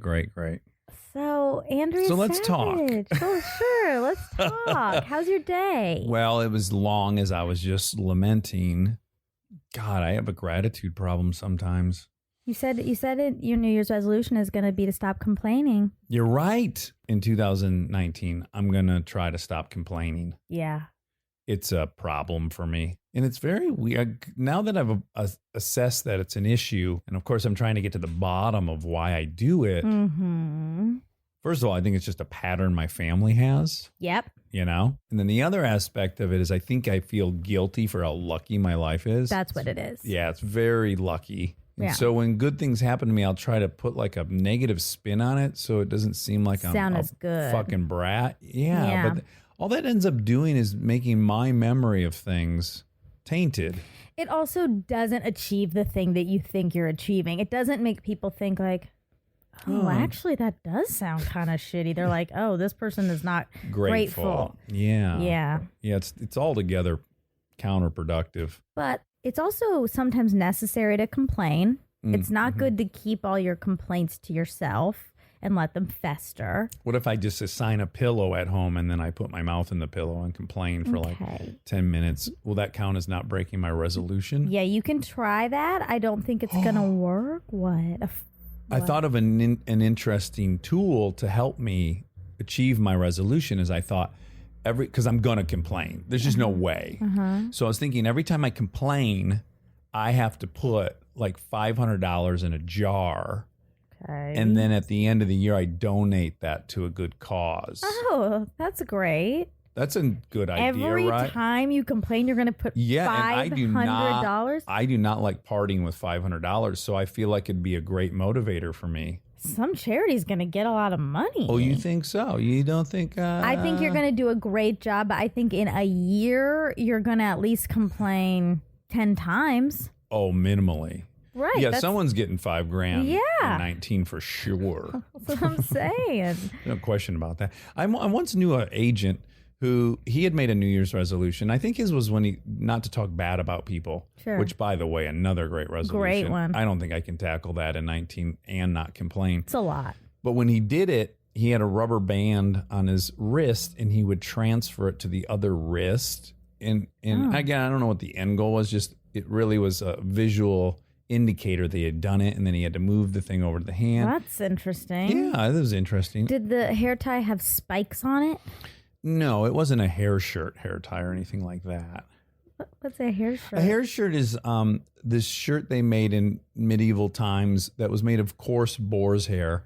And when you put it on, it cut you and scratched you and was itchy, and it was just altogether torturous to have the thing on. Oh, I didn't know that. And that's why Nate Tuck made a movie called Hair Shirt. Well, yeah, you're right. I was going to say, no, he made a movie called Too Smooth, but they actually changed it from Hair Shirt to Too Smooth. Right. I'll never forget that. You'll never as long as you live. Never. Yep.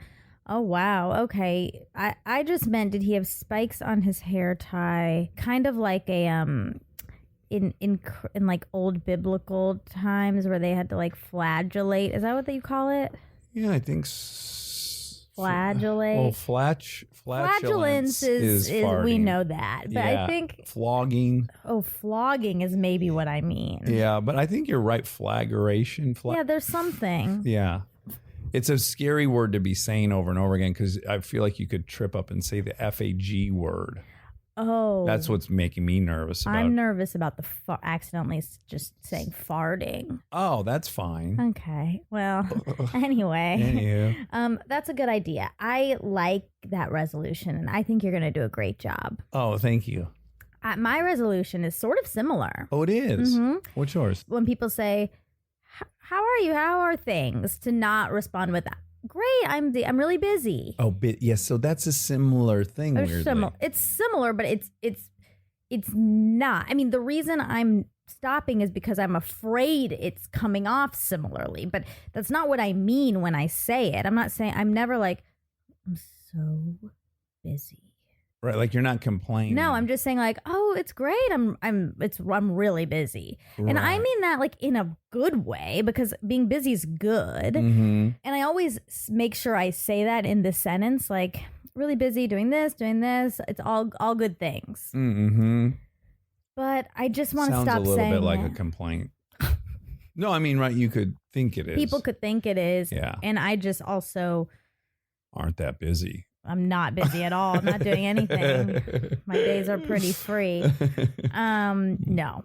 You're quite busy. Let someone else say it for you. That's I don't need way. that to eat I'll do either. it from now on. Wherever we're together and someone says, "How you doing, Monica?" and you'll say, "Oh, I'm doing great," and I'll go, "She's busy." They'll say, "How are you doing, Monica?" He's like, "She's busy." She's too busy to answer that. No. But Also, anyway, I that's lost my my leg last week, and I love it. I'm so much lighter.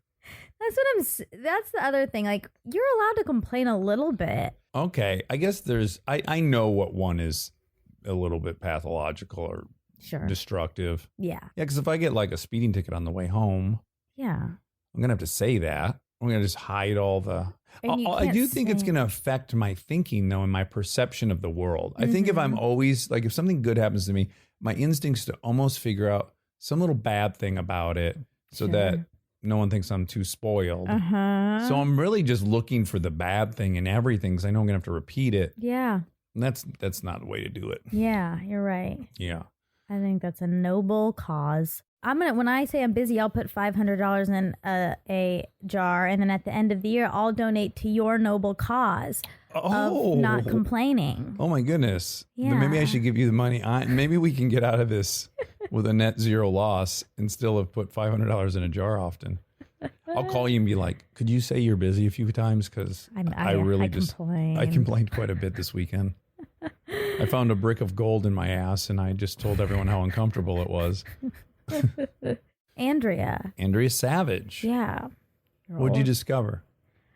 So she said, we talk about dentistry, and you claim that it has one of the highest suicide rates. And then she said, also she thought maybe one of the higher drug addiction rates in professional doctoring. Out of all these professions.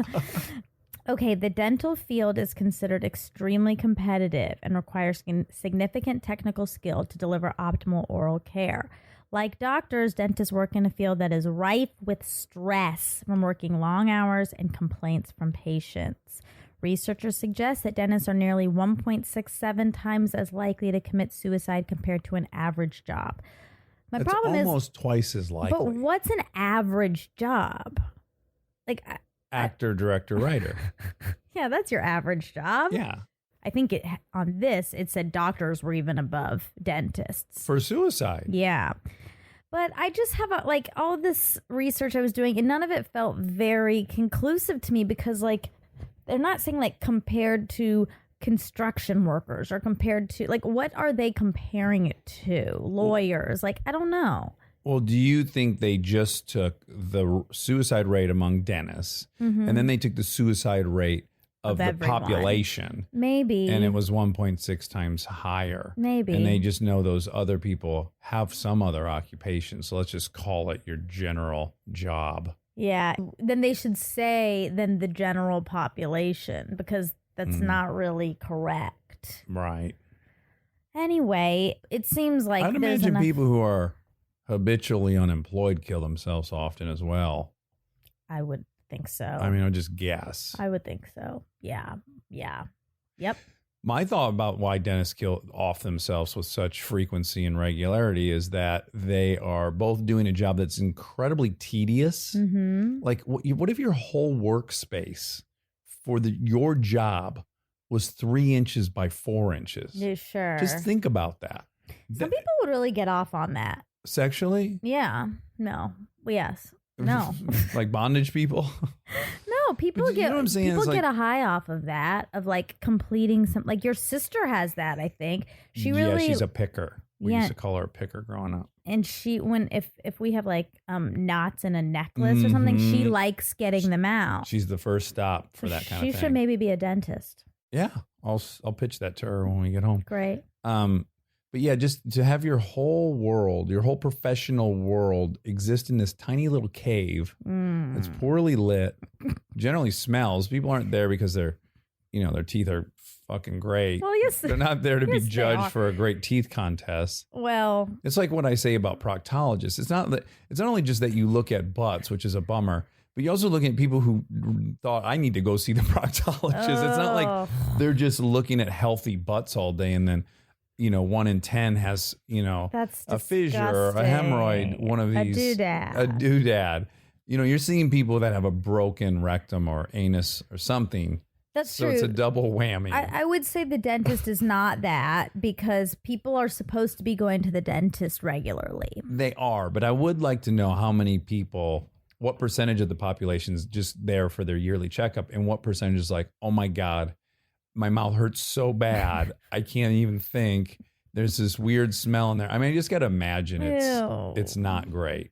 One of my theories was that the workspace is too tiny. Correct. Then secondly, in general, people hate what you're doing to them. That's true. You're Well, like that's what they say here. torturing. Patient complaints from patients.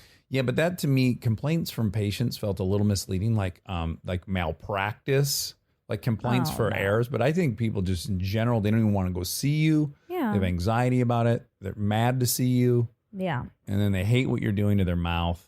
The whole thing's thankless. But to me, this is dentist privilege because You can check your dental privilege. I'm just kidding. But actually, like dental hygienists are the ones doing all the work. The dentist comes in. Amen, sister. Preach. The Preach. dentist- And it's always a woman. It's always a say that. woman. Actually- and then the man dentist comes in. Yeah, for 3 seconds. She's done all the work. Yep. He says bite down. And he takes all the credit and then he kills himself. Like he did Well, maybe something that- crazy. Well, that's maybe a new element is that we didn't even think of, is that he feels fraudulent because he's not even doing anything. I just want to say we're in dangerous territory because if Okay. we go to the dentist and the dentist has heard this, he's gonna fuck our mouths up and he's gonna poke. Well, he's gonna do that scaling. Not to where they- worry. I don't go to the dentist. Nor do I. Nor do I. Do you really not? Because I really don't. Okay, I used to go twice a year as you're supposed to go. Mm-hmm. And then I moved out here and I didn't go. Right. But And life carried on just fine, right? But for a few years, I would still go when I went home. I would when I went home, I would make the appointment and go. Yeah. My mom was like, you need to just get a dentist in LA. And I was like, ugh, fine. Mom. And then Mom. And then I didn't. So And that was 8 years who ago. lost? Her. Yeah, And you me. won. Well, I think I told this story that Kristen was really on me. You got to get checked up. You got to get checked up. Blah blah Yeah. blah blah. I'm like, my teeth are great, and I finally went. It had been I think 8 years since I had been prior, Yeah. and I promise I did not lead the witness. I said to the doctor, Dr. Keene, Mm-hmm. I said, Doc, if you had to guess when my last checkup was, when do you think it was? And he said, well, you had the mild tartar buildup. And yeah. he goes, yeah, I don't think you were here 6 months ago, but I also don't think it's been a year. Wow. And I was elated. And I came home You're and bragging so much. rubbed her nose in that. Sure. Here's another thing that's going to really gross people out and lose me a lot of friends. Okay. And you know this about me. I don't floss. Oh, I know that about you. And I'll tell you why. Well, and your rationale's all wrong. It is not all wrong. Yes, it is. When I do floss, there's nothing there. I see other people floss and there's junk on it that they need to floss. There's debris, flotsam and jetsam. Ew. And I have very tight teeth. Okay. They're very snug. It's like the bricks of Machu Picchu. Listen. They don't even understand how it's sticking together without mortar. That's my teeth, Monica. I can barely get a piece of floss in there. And when I do, there's nothing in there. It's a waste of everyone's time. The floss's time, my teeth's time, my time. No. Yes. No, you're wrong. It's not about it is about getting stuff out, but it's about gum health. It's not about just getting the plaque out. It's about for your gums. Right, but it's for your periodontal health. But what's causing the regression of the gums is a lot of bacteria, buildup, gunk, flotsam, jetsam, and debris. And so I don't have that to cause the gum issues. All right. Okay? I don't have gingivitis. All these things you want to accuse me of. Yet. Yeah. You know who loves dental health? Who? My father. Oh. He's very into dental health. Ashok loves dental health. He's very disciplined. Well, he would have got along great with that's weird. My father said at least twice a week, be true to your teeth and they won't be false to you. And you didn't listen. Well, no, he had veneers. So he had no business saying that. But well, no, he does have a business. He's saying, look at what happens if he's a cautionary tale. It was never phrased that way. It was more like, if you want a set of shiny pearly whites like this, be true to your teeth and they won't be false to you. He mostly said it to children when we met children because it's kind of a cute play on words. Yeah, it is. Yeah. So anyway, also there's no evidence that there's a higher rate of drug addiction. Oh, there's not? No. I looked at multiple things that said no. That would be hard to know because they would have to admit to that. And I would imagine that puts their license in jeopardy. So they're very incentivized to lie about that. As are most people, to be honest. Okay. Except for actors. You said I was an alcoholic. Uh-huh. Speaking of addiction. Mm-hmm. I'm not. We don't think. You think I am? No. Oh, okay. No, I think you're right on the edge. Like you certainly like it more than most. No, I don't think more than most. Do you? Yeah. I think Really? if we were looking at a bell curve, you would be in the like 70 percentile. See, I think this is a symptom of this thing what you do where now you created a narrative about me where I like Moscow mules and I drink wine and I do all this stuff that's like fun for us to say and do, but it's not like true. I'm basing this solely on what you've told me. Like you'll go, oh, I drink 5 nights a week. No, not 5. You said that to me in the past. And I thought, oh, that's someone who likes drinking. Like, let's just say maybe the quote normal person might drink one of the nights on the weekend. I don't think that's true. You don't? No. I think your average person has wine at least 3 times a week. Really? I think so. I'm all for it. I think what you're doing is fantastic. I'm not accusing you of judging me. I'm just telling you. And I want you to even drink maybe a little more. I think you could get away with a little bit more drinking. So if you really thought I was an alcoholic, or on the edge. No. I don't think you're an alcoholic. I don't think you're on the edge. I think you enjoy drinking above the mean average of people who enjoy drinking. I don't think so. Okay. I think I'm probably dead average. Okay. Definitely not below average. Right. I don't know. I mean, it's hard to say. Like, if I'm just comparing to my friends, the people in my life, misleading. that's hard to know. Yeah. It is. It's how for years it didn't. Well. But I've also been in different groups of friends. Like, if I'm comparing to like my friends from home and then my friends here, I feel like it's all the same. Yeah. Yeah, I don't know. I think because 5 nights a week is on the I don't know if it's 5. more enthusiastic end of the spectrum. But it's not. See, yes, you're right. And that sounds like a lot. But it's not like I'm drinking a lot every time. It's like 1 glass of wine 2, one night. Yeah. 1 night, 1 glass. The next night. Second night, 2 glasses. 2. Third night, 3. And on Saturday, 5. Okay. No. 1 or 2 glasses of wine. I don't really drink liquor anymore, really, unless I'm at a bar, which is very rare. Right. Whatever. I feel like you're not. You're like tight-lipped over there. Really? Yeah. That's all in your head. I tell you everything. I think within the bounds of the law. Why? What do you want to tell me that's not? Well, in the sometimes I want to bounds of- kill you.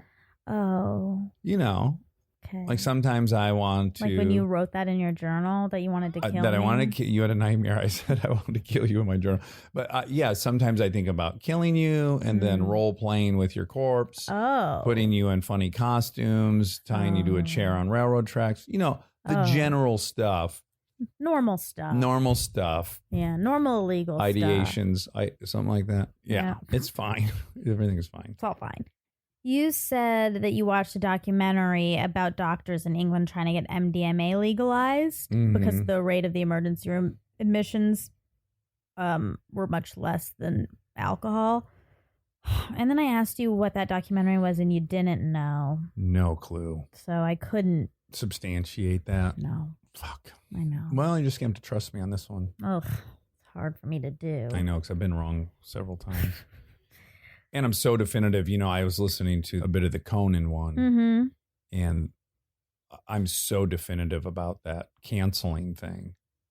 I even convinced myself What canceling thing? that I canceled day of for our day. Oh, I know. I know. Yeah. I know. I knew it. I knew it as soon as you said You it. could feel it. Because I also knew for sure that he would not have said that if he didn't know for a fact. Yeah. Like you don't accuse someone of something like that unless you know for a fact. Hopefully, yeah. Okay, Tori Spelling's house. Mm. You said was the biggest house in LA, maybe not anymore. The manor, it's called the Manor. It has a name. Also known as Spelling Manor, is a mansion located in the Holmby Hills neighborhood of Los Angeles, California. That's where the Playboy Mansion is, by the way. Holmby Hills. Holmby. You know, it's weird because it's Holmby. I know, but you kind of just swallow that L. Holmby. Yeah. Sure. Constructed in 1988 for television producer Aaron Spelling. It's the largest home in Los Angeles County. Oh, in the whole county. In Still? Do we have a square footage on that prick? 56,500 square feet. Oh my goodness. 123 rooms, 14 bedrooms. Oh my goodness. 27 bathrooms. Oh my goodness. So even, you know what's funny is I said, like, where were the parents? They might have been home. Oh, they were definitely in another wing. Yeah, you wouldn't even know. 127 bedrooms, like, you don't even have to sneak out of your house. Just sneak down one of the hallways, no one goes down. And you desire that, right? Because we kind of talked about it before. That sounds good to you, right? No, that sounds crazy. Okay, good. But it sounds crazy. I would never do that, but I do kind of like the idea of it. I'd like to go there. Well, listen, they had rooms for all these specific purposes. That is a dream of mine. So they had a humidity controlled silver storage room, a flower cutting room. This is actually my dream. Multiple gift wrapping rooms. Oh, yeah. A barber shop. Oh, my goodness. And a room exclusively for a room exclusively for Candy Spelling's doll collection. Oh my God. But you know what's gross about that? Candy was the mom. I know. Oh my gosh, guys. Guys, if your mom has a doll collection, just watch your back. Anyway, isn't that cool though? If one of our if my mother-in-law had a doll collection, absolutely not allowed to sleep in the house with the girls.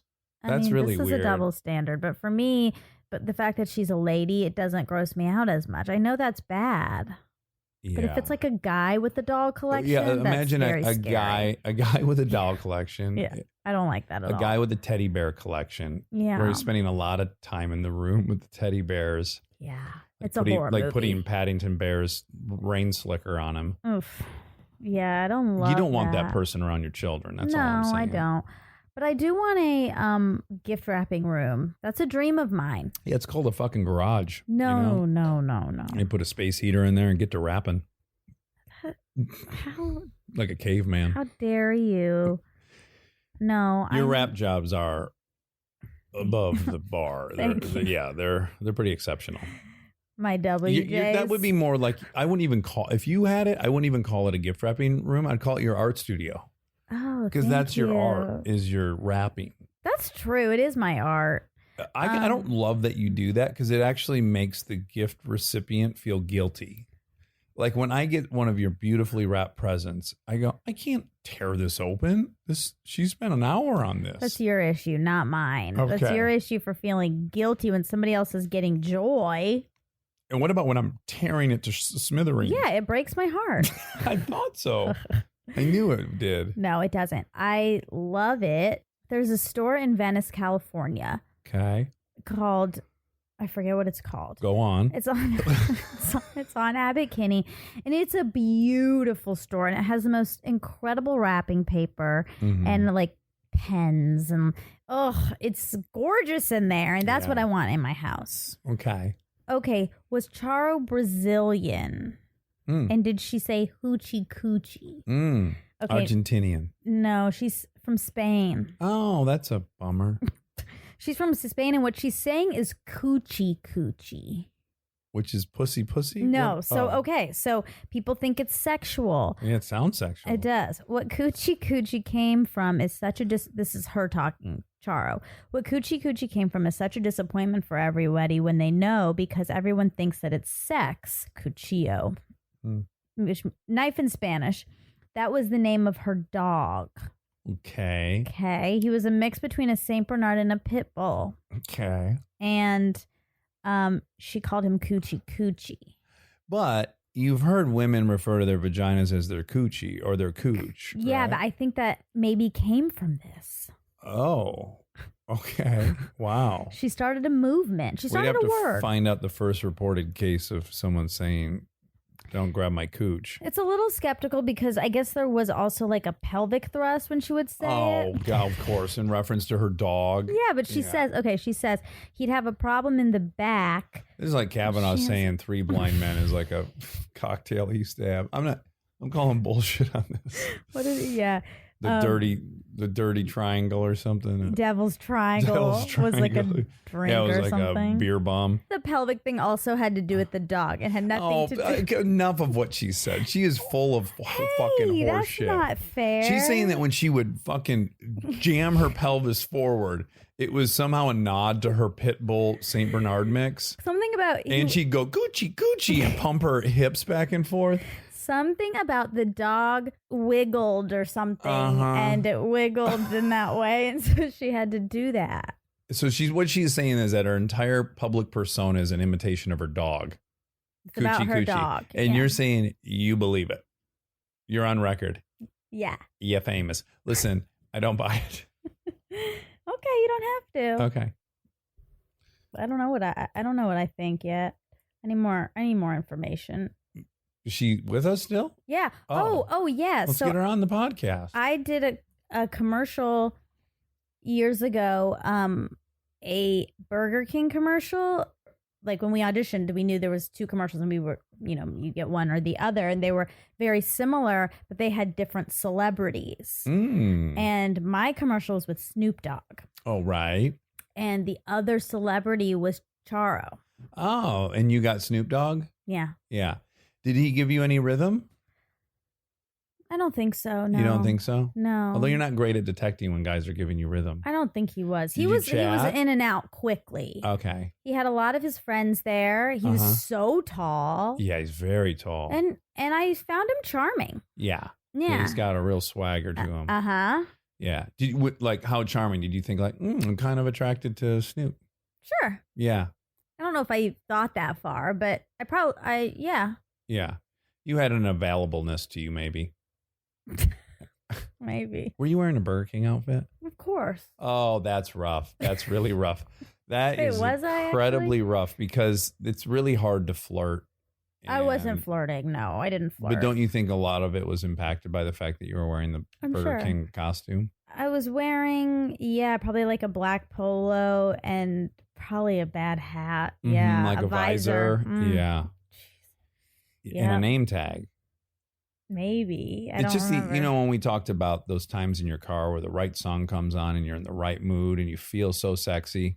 This is just not the one of- opposite of that. not one of those name times. tag, Yeah. ill-fitting pleated pants. But you should feel good because you are in you're doing a commercial, but no. No, but you're in that outfit and you start feeling the way the outfit makes you. That's kind of the magic of hair, makeup, and wardrobe. Working from the outside in. Yeah. Yeah.